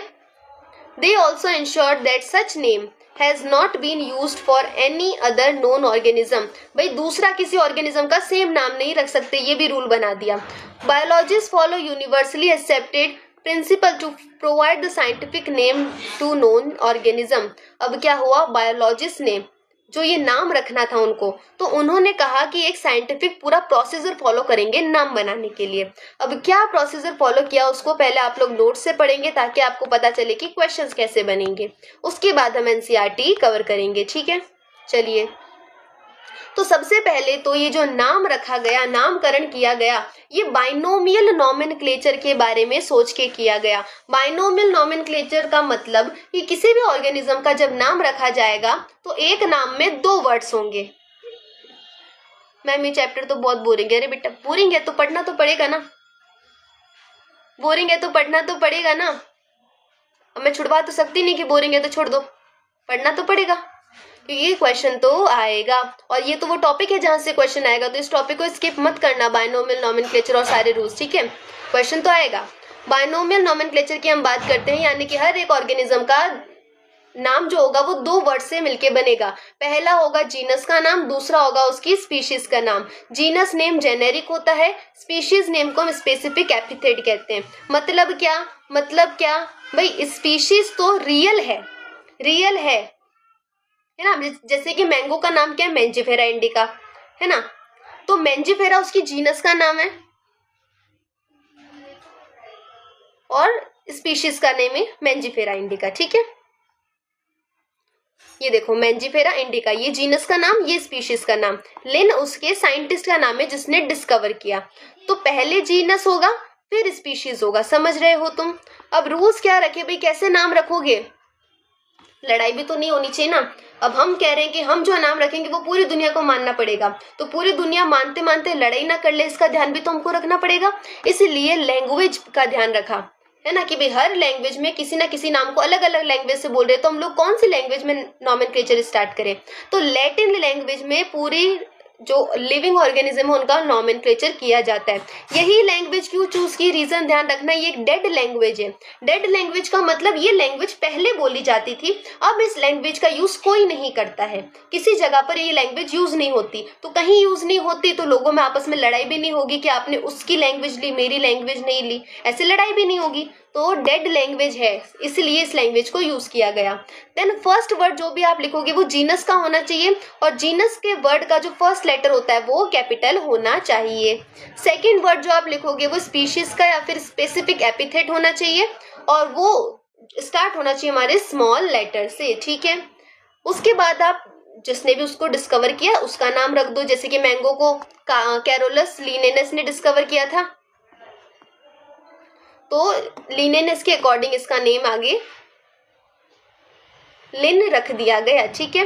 अब ध्यान रखना, प्रिंटेड इन इटैलिक्स मतलब अगर तुम नाम को कंप्यूटराइज लिख रहे हो या फिर कहीं प्रिंट करवा रहे हो तो तुम उसको इटैलिक्स में लिखकर प्रिंट करवाओगे। इटैलिक्स में क्या करवाओगे, प्रिंट करवाओगे। और सेपरेटली अंडरलाइन करोगे अगर तुमने हाथ से लिखा है। अगर तुमने हाथ से लिखा है, जैसे मैंने हैंड रिटन नोट्स बनाए, मैंने हाथ से लिखा है, तो मैंने क्या किया, जीनस के नेम में जो फर्स्ट लेटर है उसको कैपिटल रखा, स्पीशीज के नेम में फर्स्ट लेटर है उसको स्मॉल रखा, दोनों में स्पेस रखा, दोनों को सेपरेटली अंडरलाइन किया। ध्यान रखना पूरा एक साथ अंडरलाइन नहीं करना है, सेपरेटली अंडरलाइन करना है, ठीक है। कैरोलस लिनेस ने डिस्कवर किया इसलिए आगे दिन लगा दिया है। समझ में आया इतना, ठीक है। एनसीईआरटी देख लो इसकी जल्दी से। चलिए, हेलो हेलो एवरीवन, चलिए एनसीईआरटी देख लें इसकी। इधर देखो, अब पहला क्या होता है, पूछिए पूछिए क्या क्वेश्चन है, चैप्टर से रिलेटेड होना चाहिए बस क्वेश्चन।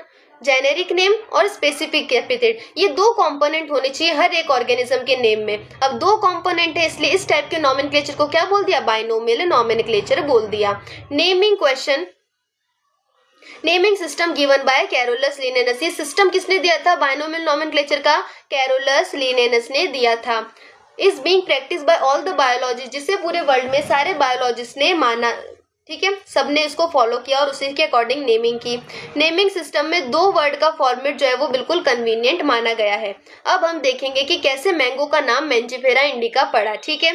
साइंटिफिक नेम मैंगो का क्या है, मैंजीफेरा इंडिका। कैसे लिखा हुआ है, प्रिंटेड लिखा है इसलिए इटैलिक्स में किया है उसको, और जीनस का नाम कैपिटल रखा है, और स्पीशीज की जो स्टार्टिंग है वो स्मॉल लेटर से की है, ठीक है। अंडरलाइन क्यों नहीं किया, क्योंकि पहले से वो इटैलिक्स में प्रिंटेड है, अगर हैंड रिटन लिखते हैं तो अंडरलाइन करते हैं। बाइनोमियल नेम है क्योंकि दो वर्ड्स है इसके अंदर, ठीक है।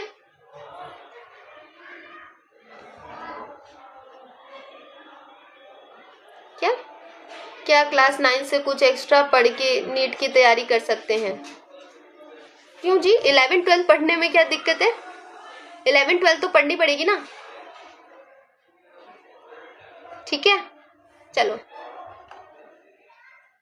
मैंजीफेरा रिप्रेजेंट जीनस का नाम, जबकि इंडिका जो है वो पर्टिकुलर स्पीशीज को शो करता है ना। अब उसको हम स्पेसिफिक एपिथेट भी कहते हैं। अब ये सारे पॉइंट्स मैं आपको समझा चुकी हूँ इसलिए हम लोग जल्दी करेंगे। बायोलॉजिकल नेम हम जनरली लैटिन में देखते हैं, बाकी सारे स्टूडेंट्स यहाँ पर क्लास में फोकस करेंगे, है ना, ठीक है। कोई क्वेश्चन समझना है तो आप लोग पूछना। इधर देखो, बायोलॉजिकल नेम जो है जनरली लैटिन में लिखते हैं और इटैलिक्स में उसको लिखते हैं, मतलब लैंग्वेज लैटिन होनी चाहिए, लिखने का तरीका इटैलिक्स होना चाहिए। They are latinized and derive from Latin respective of their origin, ठीक है जी, okay. First word in the biological name represent the genus while the second component denotes the specific epithet, ठीक है। आपको समझ आ गया, पहला नाम जीनस का, दूसरा नाम स्पीशीज का। Word by the word, both the word biological name are hand written, जब हैंड रिटन लिखोगे तो सेपरेटली अंडरलाइन करोगे, और अगर आप इटैलिक्स में, मतलब अगर आप प्रिंट करते हो तो आपको इटैलिक्स में लिखना है ताकि आप बता सको कि उसका लैटिन ओरिजिन है उस वर्ड का। फर्स्ट वर्ड जीनस का होगा जिसको हम कैपिटल लेटर से स्टार्ट करेंगे। स्पीशीज वाले वर्ड की स्टार्टिंग जो है वो स्मॉल लेटर से होगी, जैसे कि यहाँ पर हुई है। ऑथर का नेम हमेशा लास्ट में लिखते हैं एब्रीवेटेड फॉर्म में, जैसे कि यहाँ पर लिखा हुआ है। इसको इटैलिक्स में नहीं लिखा है, ये भी ध्यान रखना। It indicate that this species was first described by the Linnaeus, इसने बताया कि पहले स्पीशीज जो है वो लिनेनस ने डिस्कवर की थी, ठीक है। Since it is nearly impossible to study all the living organism, necessary to devise,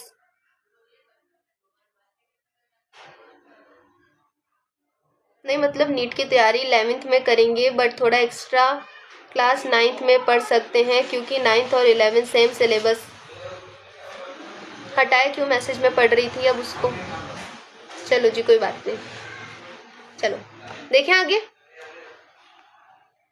since it is nearly impossible, अभी दुनिया में जितने ऑर्गेनिज्म है सबको पढ़ना इजी है क्या, सबके बारे में पढ़ सकते हैं हम, नहीं पढ़ सकते।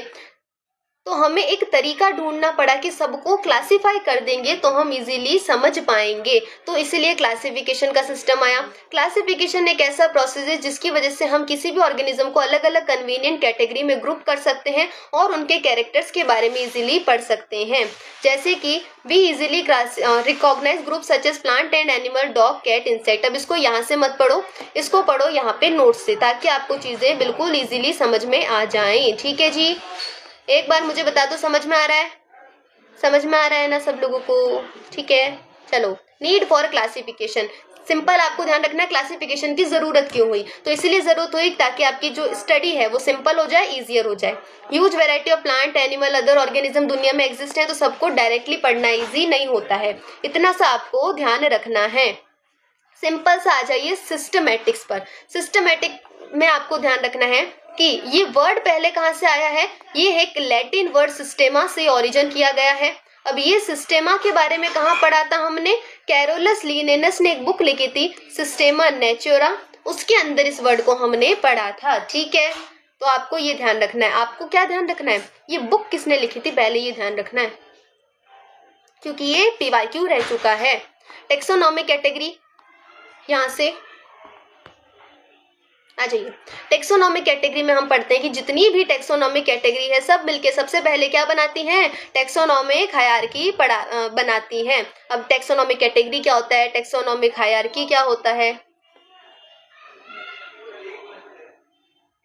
हाँ जी, तो मैंने बता दिया ना आपको उसके बाद कि ऑथर नेम को जैसे इटैलिक्स में प्रिंट नहीं किया हुआ है, वो ध्यान रखना। अरे मैं आपको नोट सही करके दूंगी, है ना, बिल्कुल एकदम हाथ से लिखते ना, ठीक है। नोट्स आपको एकदम सही करके मिलेंगे। मैंने तभी आपको जब NCERT पढ़ाई तब बता दिया था, है ना। क्लास तो देखो अभी स्टार्ट हुई है ना, एटलीस्ट हाफ और तो और चलेगी क्लास। उसके बाद आपको जो भी क्वेश्चन पूछना है आप लोग आराम से पूछ लेना, ठीक है। ओके जी, पढ़े टेक्सोनॉमिक कैटेगरी पे।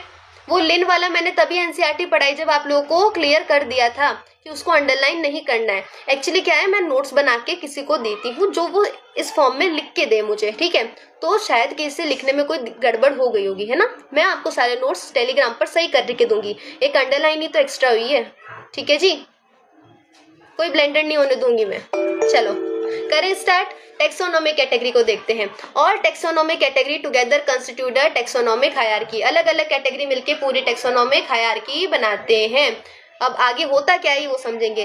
टेक्सोनॉमिक कैटेगरी के बेसिस पहले तो ध्यान रखेंगे, कैटेगराइजेशन, आइडेंटिफिकेशन, नॉमेनक्लेचर और क्लासिफिकेशन। क्वेश्चन क्या पूछेंगे, इस सीरीज में पूछेंगे कि किस सीरीज में टेक्सोनॉमिक कैटेगरी को पढ़ा जाता है। पहले कैटेगराइजेशन, फिर आइडेंटिफिकेशन, फिर नॉमेनक्लेचर, उसके बाद क्लासिफिकेशन। ये तीन तो हम ऑलरेडी पढ़ के आ चुके हैं। अदर ऑप्शन, अगर आपके ऑप्शन में कैटेगराइजेशन हो तो उसको सबसे ऊपर रखेंगे, ठीक है।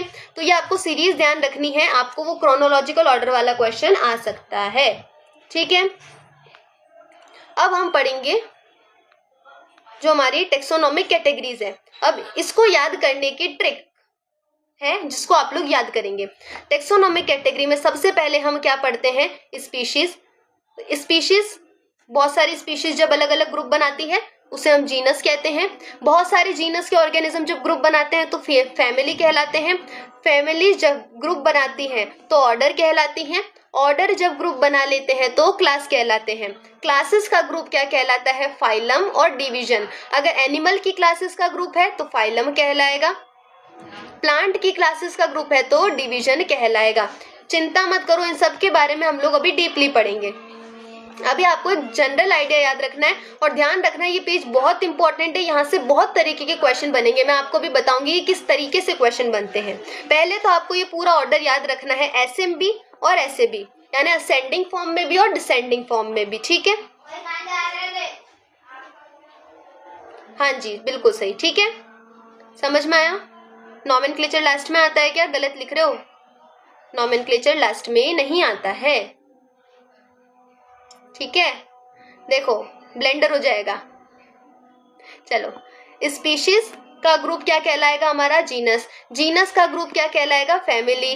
फैमिली का ग्रुप क्या कहलाएगा, ऑर्डर। ऑर्डर का ग्रुप क्या कहलाएगा, ऑर्डर का ग्रुप क्या कहलाएगा, क्लास। क्लास का ग्रुप, अगर एनिमल्स की क्लास का ग्रुप है तो फाइलम, प्लांट्स की क्लास का ग्रुप है तो डिवीजन। ये लाइन मोस्ट इंपॉर्टेंट है, ध्यान रखना, यहाँ से क्वेश्चन आ रखे हैं। एनिमल की क्लासेस का ग्रुप क्या हो जाएगा भाई, क्या हो जाएगा, फाइलम, और प्लांट पूछे तो डिवीजन होता है।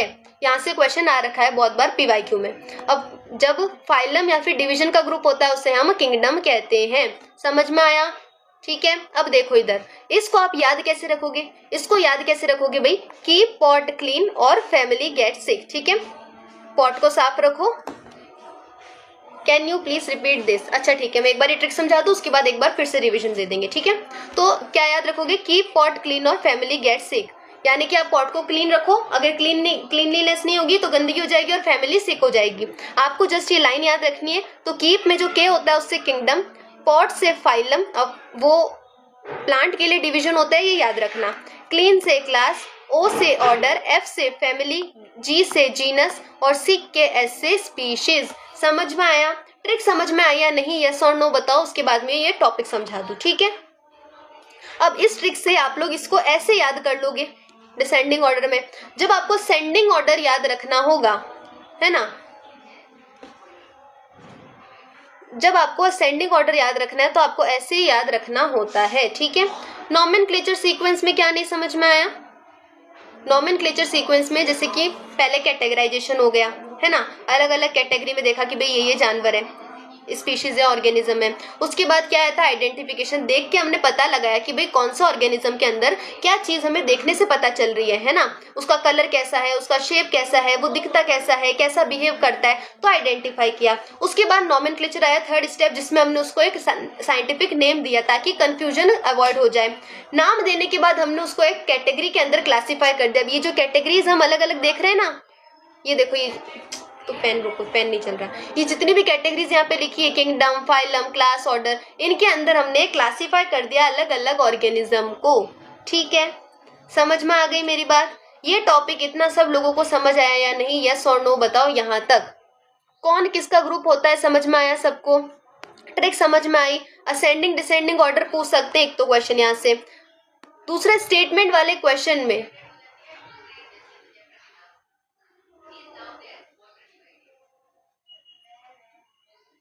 नॉमेनक्लेचर फोर्थ पॉइंट पे देखो, मैंने एनसीईआरटी का डेटा लिख रखा है, ठीक है। अभी मैं आपको एनसीईआरटी पढ़ाऊंगी, ये वाला पेज हम लोग कंप्लीट करते हैं उसके बाद, ठीक है। इतना सही है, कंप्लीट करते हैं उसके बाद हम लोग एनसीईआरटी पढ़ेंगे तो आपका कंफ्यूजन जो है क्लियर हो जाएगा, ठीक है। थोड़ी देर रुक जाओ, 2 मिनट, ठीक है।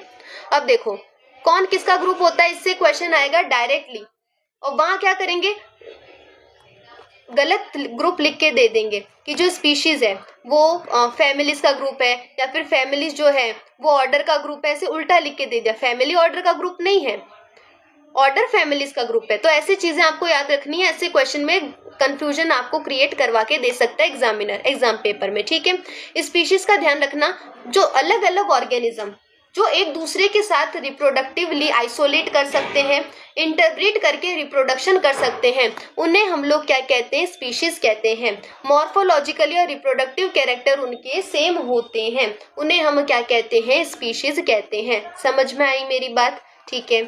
अब ध्यान रखना, जैसे जैसे आप स्पीशीज से किंगडम की तरफ जाते हो, जैसे जैसे स्पीशीज से किंगडम की तरफ आप लोग जाओगे, तब जो कैरेक्टर हैं वो स्पेसिफिक कम और कॉमन ज्यादा हो जाएंगे। ये बिल्कुल एनसीईआरटी का पॉइंट है जिसको याद रखना है, जहां से बहुत बार क्वेश्चन बन चुका है, स्टेटमेंट वाला क्वेश्चन बन चुका है, ठीक है। कि किंगडम की तरफ जब आप जाओगे तो लेस स्पेसिफिक कैरेक्टर और कॉमन कैरेक्टर बढ़ जाएंगे चीजों के अंदर। प्रिंट मिस्टेक है, रुको फिर मैं आपको चेक करके बताती हूँ। एनसीईआरटी में एकदम न्यू वाली लेके आई हूँ, तभी तो ये 2026 की न्यू वाली एनसीईआरटी है। रुको कर लेते, चेक कर लेते, रुको। क्योंकि at the end of the day हम लोग एनसीईआरटी को सही मानते हैं ना, क्योंकि वहां पे जो आंसर आते हैं वो एनसीईआरटी बेस्ड आते हैं। फिर भी अगर आप लोग कह रहे हो तो मैं चेक कर दूंगी, ठीक है।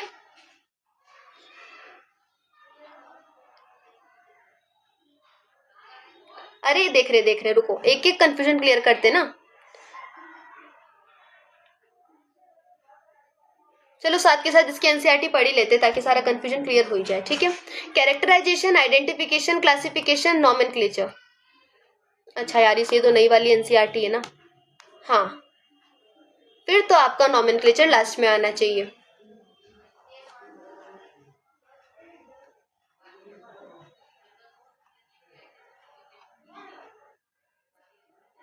मैं बोल रहा था कि लास्ट में आएगा, अरे सॉरी, मैं सॉरी बोल दूं, ठीक है।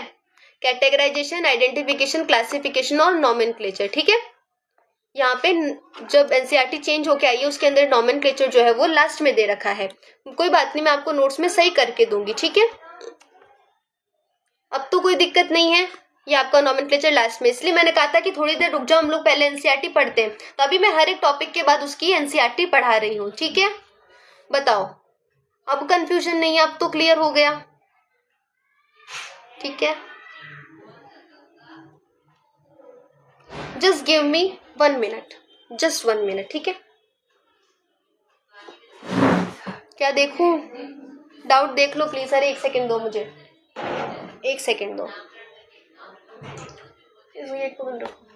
हाँ चलो,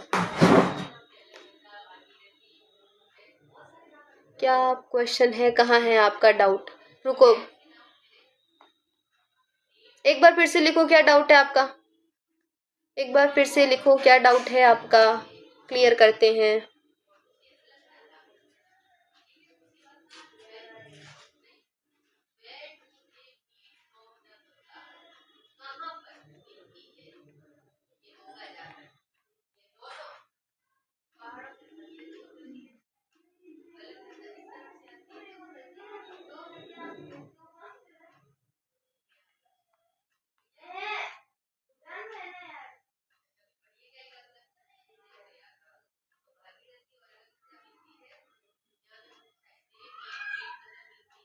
अच्छा, स्पीशीज से किंगडम पर जाते वक्त कैरेक्टर इंक्रीज होंगे या decrease?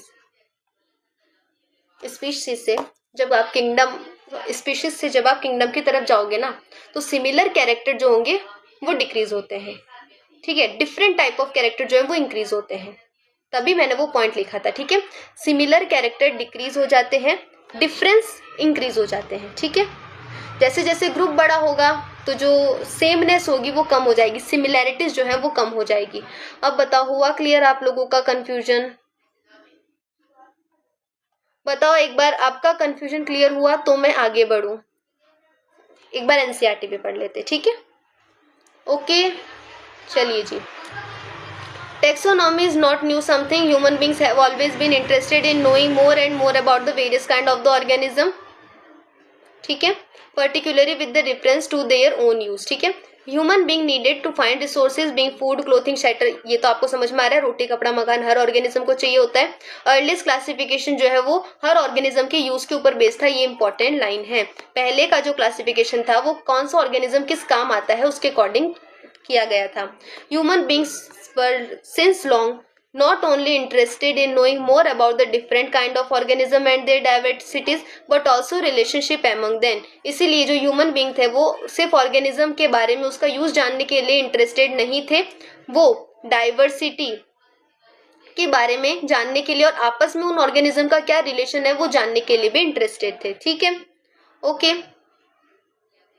This branch of study was referred to as the systematic. भाई दो ऑर्गेनिज्म आपस में कैसा रिलेशन शो करते हैं उसको हम सिस्टमैटिक कहते हैं, और वर्ड सिस्टमैटिक जो है वो लैटिन वर्ड से लिया गया है जिसे हम सिस्टेमा कहते हैं, which means systematic arrangement of the organism.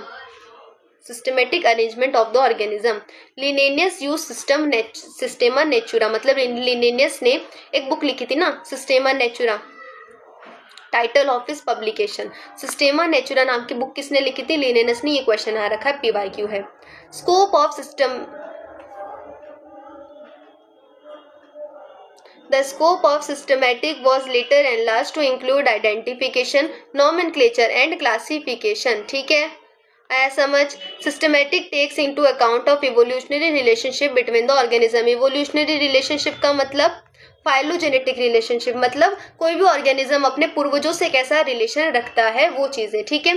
Classification एक सिंगल स्टेप प्रोसेस नहीं है, ये लाइन बहुत ज्यादा इंपॉर्टेंट है, यहाँ से स्टेटमेंट वाले क्वेश्चन बनते हैं। क्लासिफिकेशन एक सिंगल स्टेप प्रोसेस नहीं है, इसमें हायरार्की ऑफ स्टेप यानी कि छोटे छोटे स्टेप मिलके पूरा जो है एंटायर स्टेप कंप्लीट होता है। हर एक स्टेप को हम लोग रैंक या फिर कैटेगरी के नाम से जानते हैं। Category the part of overall taxonomic arrangement.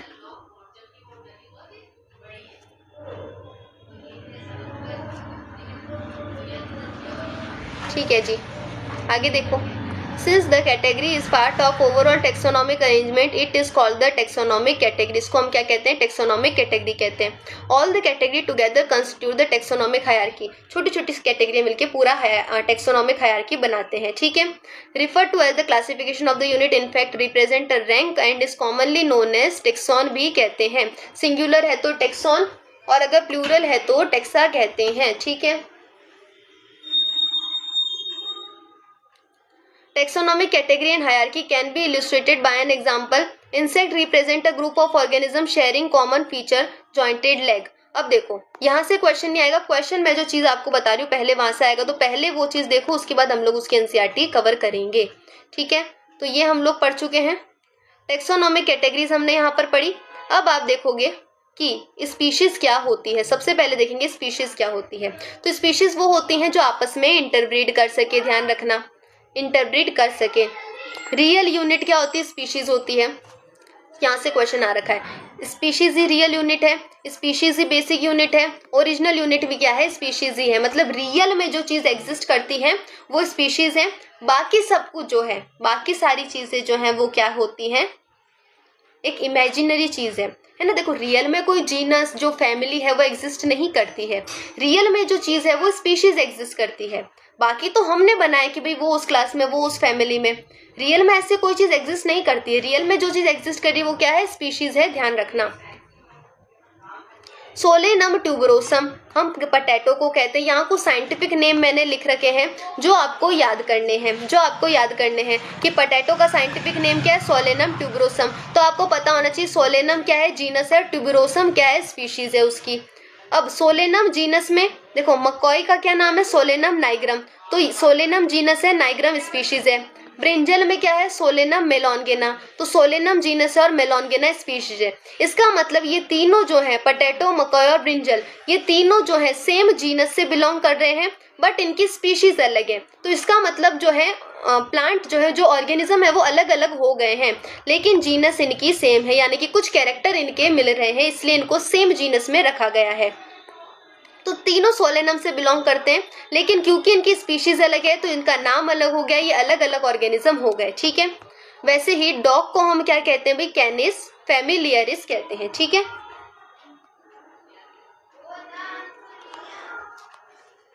Wolf को हम क्या कहते हैं? कैनिस ल्यूपस कहते हैं। ये सारे साइंटिफिक नेम है, वो नेम है जो मोस्टली आप लोग के आ सकते हैं क्वेश्चन में, तो आपको याद रखने हैं। जैकल, बेसिकली गोल्डन जैकल की बात हो रही है, उसको हम कैनिस एवियरस कहते हैं। ब्लैक बैक जैकल को हम कैनिस मीजोमेलस कहते हैं। साइड स्ट्रिप जैकल को कैनिस एडस्टस कहते हैं। इसका मतलब ये सबके सब एक ही जीनस से बिलोंग करते हैं, दैट इज कैनिस। क्यों? क्योंकि कैनाइन जैसे इनके टीथ होते हैं, तो इसलिए इनको कैनिस नाम की जीनस में रख दिया गया है। चीरे फाड़े करने वाले इनके दांत होते हैं। ठीक है, और ये बाकी इनकी स्पीशीज का नाम अलग हो गया, इसलिए अलग अलग ऑर्गेनिज्म हो गए, अलग अलग स्पीशीज के ये ऑर्गेनिज्म हो गए हैं। ठीक है, समझ आया? अर्नेस्ट मेयर के बारे में एक पॉइंट ध्यान रखना कि इन्होंने ही बायोलॉजिकल कॉन्सेप्ट दिया था स्पीशीज का। ये पॉइंट मैंने यहाँ पर इसीलिए रखा है क्योंकि यहाँ से ऑलरेडी पीवाईक्यू बन चुका है, तो फिर से क्वेश्चन बन जाए तो आप लोगों को पता होना चाहिए। बायोलॉजिकल कॉन्सेप्ट ऑफ स्पीशीज किसने दिया था? अर्नेस्ट मेयर ने दिया था। ठीक है, जीनस की बात कर लेते हैं। ग्रुप ऑफ रिलेटेड स्पीशीज, अलग अलग स्पीशीज मिलती हैं, रिलेटेड स्पीशीज मिलती हैं, तो उनके ग्रुप को हम क्या कहते हैं? जीनस कहते हैं। मोर सिमिलर कैरेक्टर्स देखने को मिलते हैं, है ना, पहले वाले से ज्यादा सिमिलर कैरेक्टर देखने को मिलेंगे। All species in one genus, सारी की सारी स्पीशीज एक जीनस में होती है। इसका मतलब यानी कि एक जीनस के अंदर जितनी भी स्पीशीज मिलती हैं, जैसे कि यहाँ पे हमने देखा कैनिस के अंदर, कैनिस नाम की जीनस के अंदर कितनी सारी स्पीशीज देखने को मिली, तो ये सब जो है कॉमन एंसेस्ट्री शो करते हैं। यानी कि अगर स्पीशीज अलग अलग है लेकिन जीनस सेम है, तो आगे इनकी फैमिली सेम होगी, ऑर्डर सेम होगा, क्लास सेम होगी, किंगडम भी इनका सेम हो जाएगा, पूरी हायरार्की आगे की सेम है। इसका मतलब कॉमन एंसेस्ट्री ये शो कर देंगे। समझ आई मेरी बात? यस और नो बताओ, ये दोनों पॉइंट समझ में आए या नहीं? यस और नो एक बार आप लोग बता दो। ठीक है, चलो। Family, various group of the related genera. अब जीनस का ग्रुप क्या कहलाता है? फैमिली कहलाता है। सिमिलर कैरेक्टर वाली जीनस मिलके फैमिलीज बनाती हैं, जैसे कि फैमिली सोलेनेशी, फैमिली फेलिडे। अब सोलेनेशी फैमिली में हम लोग ऑलरेडी पढ़ के आ चुके हैं, पोटैटो फैमिली भी कहते हैं इसको, है ना, मॉर्फोलॉजी पढ़ा है ना मेरे साथ। तो सोलेनेशी फैमिली में हमें जैसे कि सोलेनम, पिटूनिया, धतूरा, ये सारे जीनस हमको देखने को मिलते हैं, है ना। सोलेनम जीनस में जैसे कि सोलेनम ट्यूबरोसम आया जिसे हम पोटैटो कहते हैं, सोलेनम नाइग्रम आया, सोलेनम मेलॉन्गेन आया जो हम अभी जस्ट पढ़कर आए हैं, है ना। तो ये सोलेनम क्या हो गई? जीनस हो गई। कौन सी फैमिली में मिलती हैं ये तीनों जीनस? ये तीनों जीनस सोलेनेशी फैमिली में मिलती है। फेलिडे में हमको फेलिस और पैंथेरा मिलते हैं, ध्यान रखना। समझ आया? क्लियर हुआ? तो ये जीनस के नेम है, ये जीनस इन फैमिलीज में मिलती है, यानी कि फैमिली क्या होती है, जीनस का ग्रुप होती है। अब इन सब के फीचर जो है वो रिलेटेड है, इसलिए इनको सेम फैमिली में रखा गया है। कैसे फीचर रिलेटेड है, कैसे कैसे फीचर्स रिलेटेड है भाई? सिंपल सी बात है, इनका जो फ्लावर पैटर्न होगा, जो सेपल का पैटर्न होगा, ब्रेक्ट प्रेजेंट है या नहीं, ये सारे पैटर्न हम लोग मॉर्फोलॉजी में पढ़ के आ चुके हैं ना, तो उनमें अगर सिमिलैरिटीज दिखती हैं तो वो एक ही फैमिली में आ जाएंगे। ऐसे ही इनके अंदर भी होता है। ठीक है, समझ में आया? अब अलग अलग फैमिलीज के ग्रुप को क्या कहते हैं, ऑर्डर कहते हैं। ठीक है, फेलिडे कैट की फैमिली होती है, कैनिडे डॉग की फैमिली होती है, ध्यान रखना। डॉग की फैमिली कैनिडे, कैट की फैमिली फेलिडे होती है। अब दोनों जो है फैमिली दोनों की अलग है, कैट और डॉग की, लेकिन दोनों का ऑर्डर सेम है, कार्निवोरा। कार्निवोरा ऑर्डर में क्यों रखा है इन दोनों को? क्योंकि दोनों के पास कैनाइन टीथ होते हैं और दोनों जो है नॉनवेज कंज्यूम कर सकते हैं, है ना, दूसरे जानवर पे फीड कर सकते हैं ना ये लोग। ये इनका सिमिलर फीचर है, दोनों के दोनों कार्निवोरस है। ठीक है, तो फेलिडे और कैनिडे इसके अंदर आ गए हैं। ठीक है, अब फेलिडे ही फैमिली में देखो कैट की फैमिली के अंदर जो है, क्या बोल रही थी मैं, हाँ, कैट की फैमिली के अंदर ही जो है पैंथेरा, जो टाइगर लॉयन होते हैं, इन सब की भी फैमिलीज आती हैं, इसलिए हमने फेलिस और पैंथेरा जीनस को एक ही फैमिली के अंदर रखा है। ठीक है जी, ओके।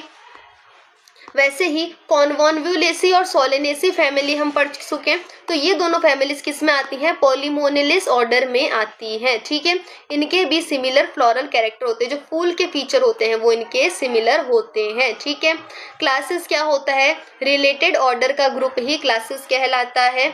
मैमेलिया फॉर एग्जाम्पल कोई एक क्लास है मैमेलिया, यानी कि मैमल्स की क्लास। तो इन मैमल्स का कैरेक्टरिस्टिक फीचर क्या होता है भाई, इनके पास मिल्क प्रोड्यूसिंग ग्लैंड होते हैं, मिल्क प्रोड्यूस कर सकते हैं, और इनकी स्किन के ऊपर हेयर प्रोड्यूस होते हैं। ठीक है, अब मैमेलिया में कौन कौन से ऑर्डर आ गए भी, रोडेंटिया जिनके अंदर रैट्स आ जाते हैं, प्राइमेटा जिनके अंदर मंकी, गोरिल्ला और गिबन्स आ जाते हैं, कार्निवोरा जिनके अंदर कैट्स और डॉग्स आ जाते हैं। ठीक है, अब ये सब के सब एक ही क्लास से बिलोंग करते हैं, दैट इज ममेलिया। तो इसका मतलब इन सब के पास सिमिलर फीचर क्या होंगे, मिल्क प्रोड्यूसिंग ग्लैंड होगा, हेयर ऑन देयर स्किन होगा। ठीक है, फाइलम की बात करें तो एनिमल्स में जो हमारा क्लासेस का ग्रुप होता है उसको हम फाइलम कहते हैं। प्लांट्स के अंदर उसी फाइलम को हम लोग डिवीजन कहते हैं। ठीक है, फाइलम कॉर्डेटा की जब हम बात करते हैं तो उसके अंदर हम लोग पढ़ते हैं कि एक ऐसी फाइलम जिनके सारे मेंबर्स का सिमिलर कैरेक्टर क्या होता है,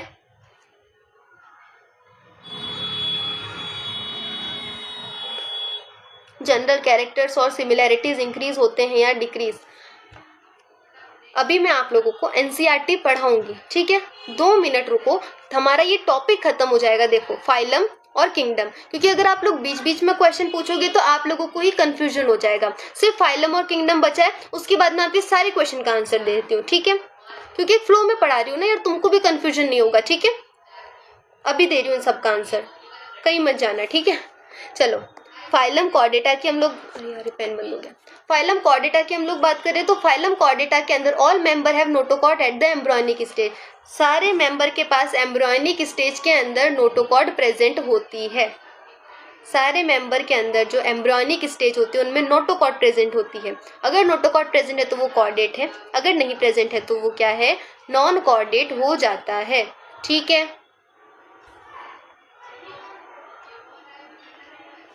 अब देखो कॉर्डेट्स के अंदर आते क्या क्या है, कॉर्डेट्स के अंदर आते क्या क्या है, हमारे बर्ड्स आते हैं, फिशेस आते हैं, रेप्टाइल्स, एम्फीबियंस, मैमल्स, ये सब इनके अंदर आते हैं। ठीक है, अब इनको याद करने की ट्रिक क्या है, परम। परम का मतलब क्या होता है, P फॉर पाइसिस यानी कि हम फिशेस की बात कर रहे हैं, A for amphibians, R for reptiles, A for Aves और M फॉर मैमल्स। समझ में आया? ठीक है जी, अब देखो kingdom, group of phyla. Phylum का जो ग्रुप होता है उसे हम किंगडम कहते हैं।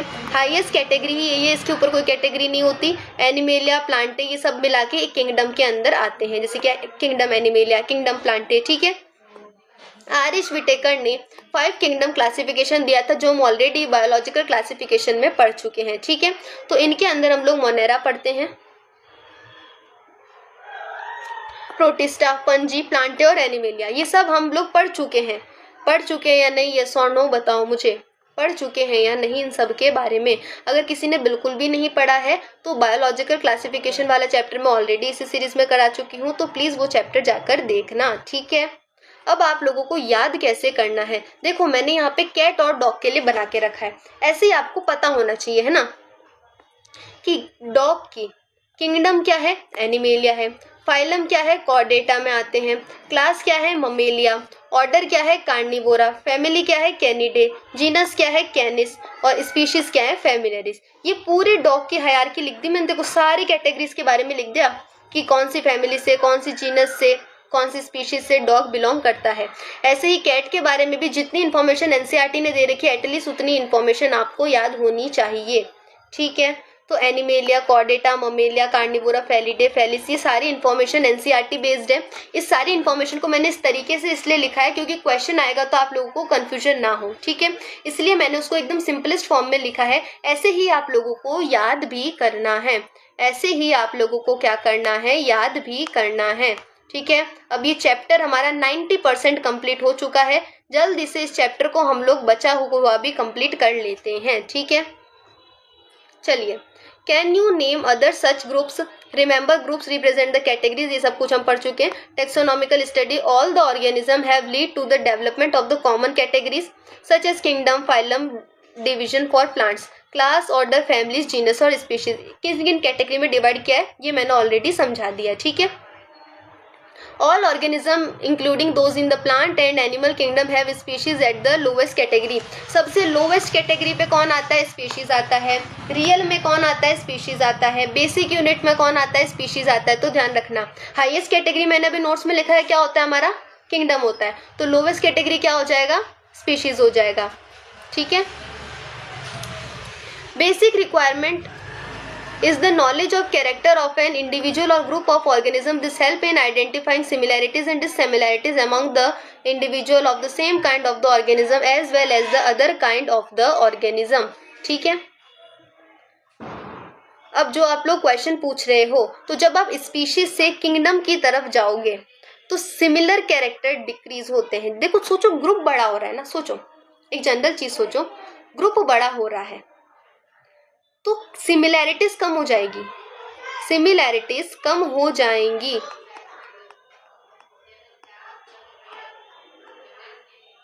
रुको एक सेकेंड,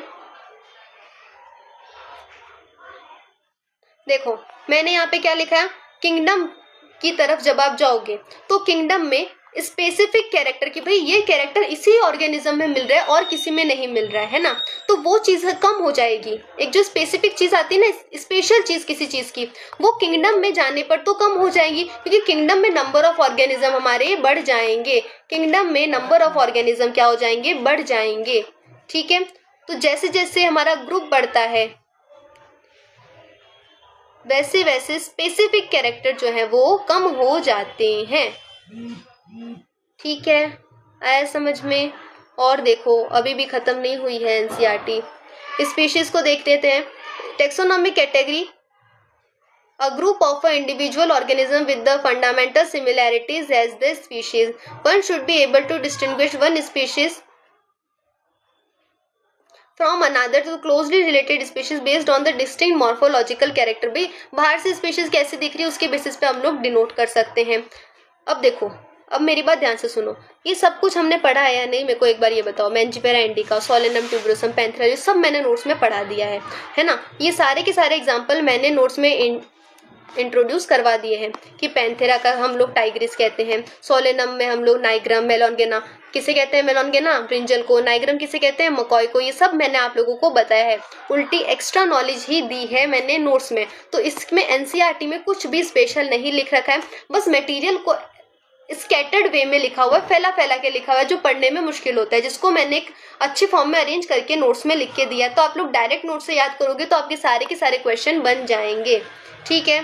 जीनस में भी सेम चीज़ है, ग्रुप किसका होता है, स्पीशीज का। क्या आता है भाई, लॉयन की किंगडम, लेपर्ड को क्या कहते हैं, पैंथेरा पार्डस कहते हैं, टाइगर को पैंथेरा टाइग्रिस कहते हैं, ये सब कुछ हम लोग पढ़ चुके हैं। फैमिलीज किसका ग्रुप है, जीनस का ग्रुप है। Still less number of similarity, अब क्या हो रहा है, सिमिलैरिटीज कम हो रही है।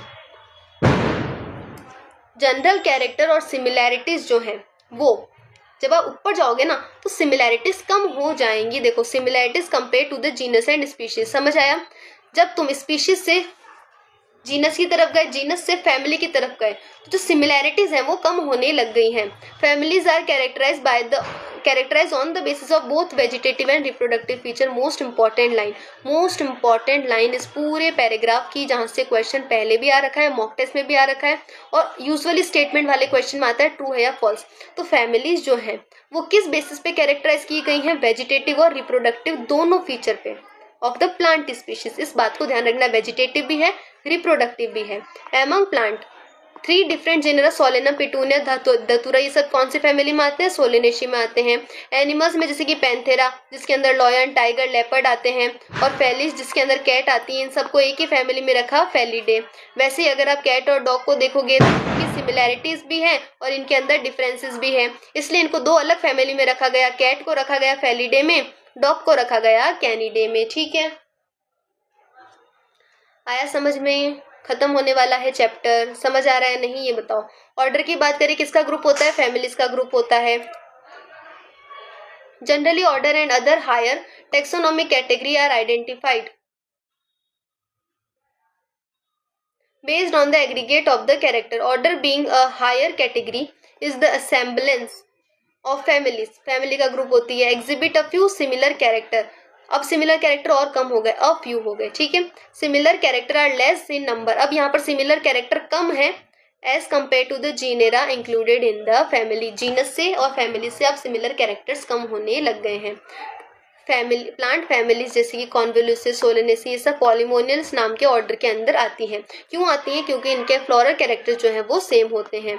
कार्निवोरा ऑर्डर में कौन आते हैं? फेलिडे और कैनिडे, यानी कि कैट और डॉग की फैमिलीज आ जाती हैं। ठीक है, ओके, एक सेकंड दो मुझे।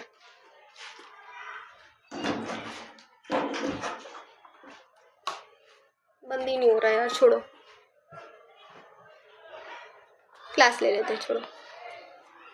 Category includes related orders. Category जो है वो रिलेटेड ऑर्डर्स, भाई ऑर्डर का ग्रुप कैटेगरी होता है। सिंपल, एक ही बात बार बार रिपीट की गई है। For example order Primata, Primata के अंदर मंकी, गोरिल्ला, गिबन्स ये सब आते हैं।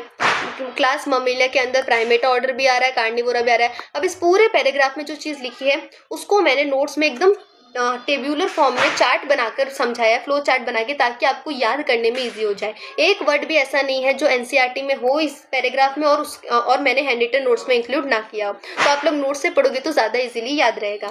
फाइलम देखो, क्लास कंप्राइजिंग एनिमल जैसे कि fishes, amphibian, reptiles, birds along with the mammals, ये सब किस में आते हैं? एक ही फाइलम में आते हैं।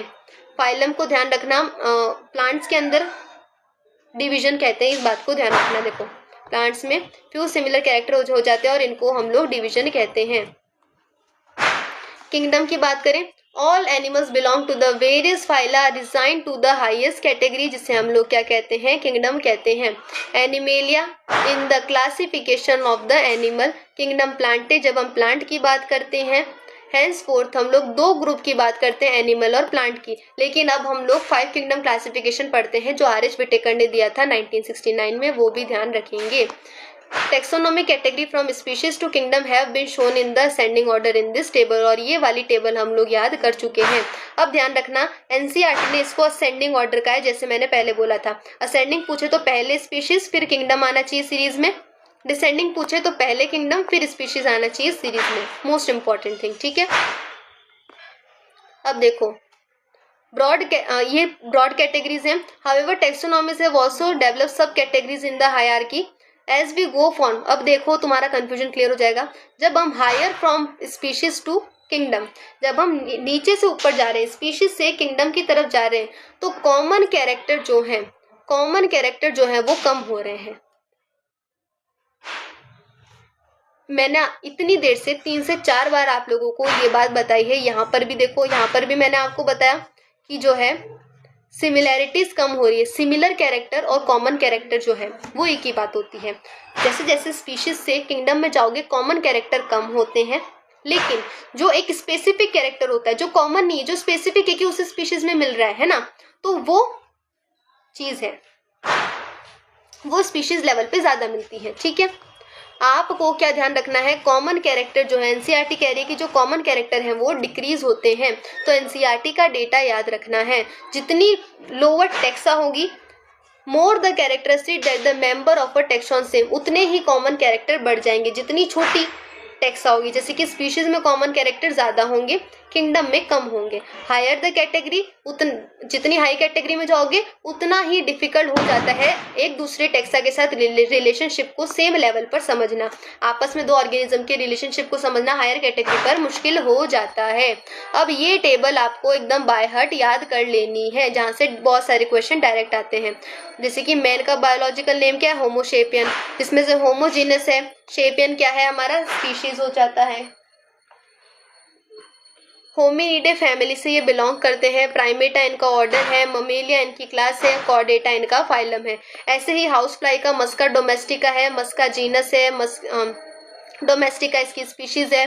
मस्कीडे इसकी फैमिली है, डिप्टेरा इसका ऑर्डर है, क्लास क्या है इसकी, इंसेक्टा, और ऑर्थोपोडा इसका फाइलम है। एकदम रट्टा मार के रखना है, ठीक है। मैंजीफेरा इंडिका, मैंगो की बात कर रहे हैं तो मैंजीफेरा जीनस है तो इंडिका स्पीशीज है। एनाकार्डियेसी फैमिली से बिलोंग करते हैं, सेपिंडल्स इनका ऑर्डर है। क्लास डाइकॉट होते हैं भाई मैंगो, इतना तो पता है ना। और वेट कैसा होता है, मोनोकॉट होता है। फाइलम कौन सी है, दोनों के दोनों एंजियोस्पर्म होते हैं। बीट की फैमिली क्या है, पोवासी, नाम इसका ट्रिटिकम एस्टिवम है तो ट्रिटिकम जीनस है, एस्टिवम स्पीशीज है। ये टेबल आप लोगों को याद करनी है क्योंकि इससे मैच द फॉलोइंग बहुत सारे बन जाते हैं, ठीक है। तो मैचअप बन जाते हैं, इसलिए आपको टेबल याद रखनी है। बताओ समझ में आया? हुआ चैप्टर आप लोगों का क्लियर और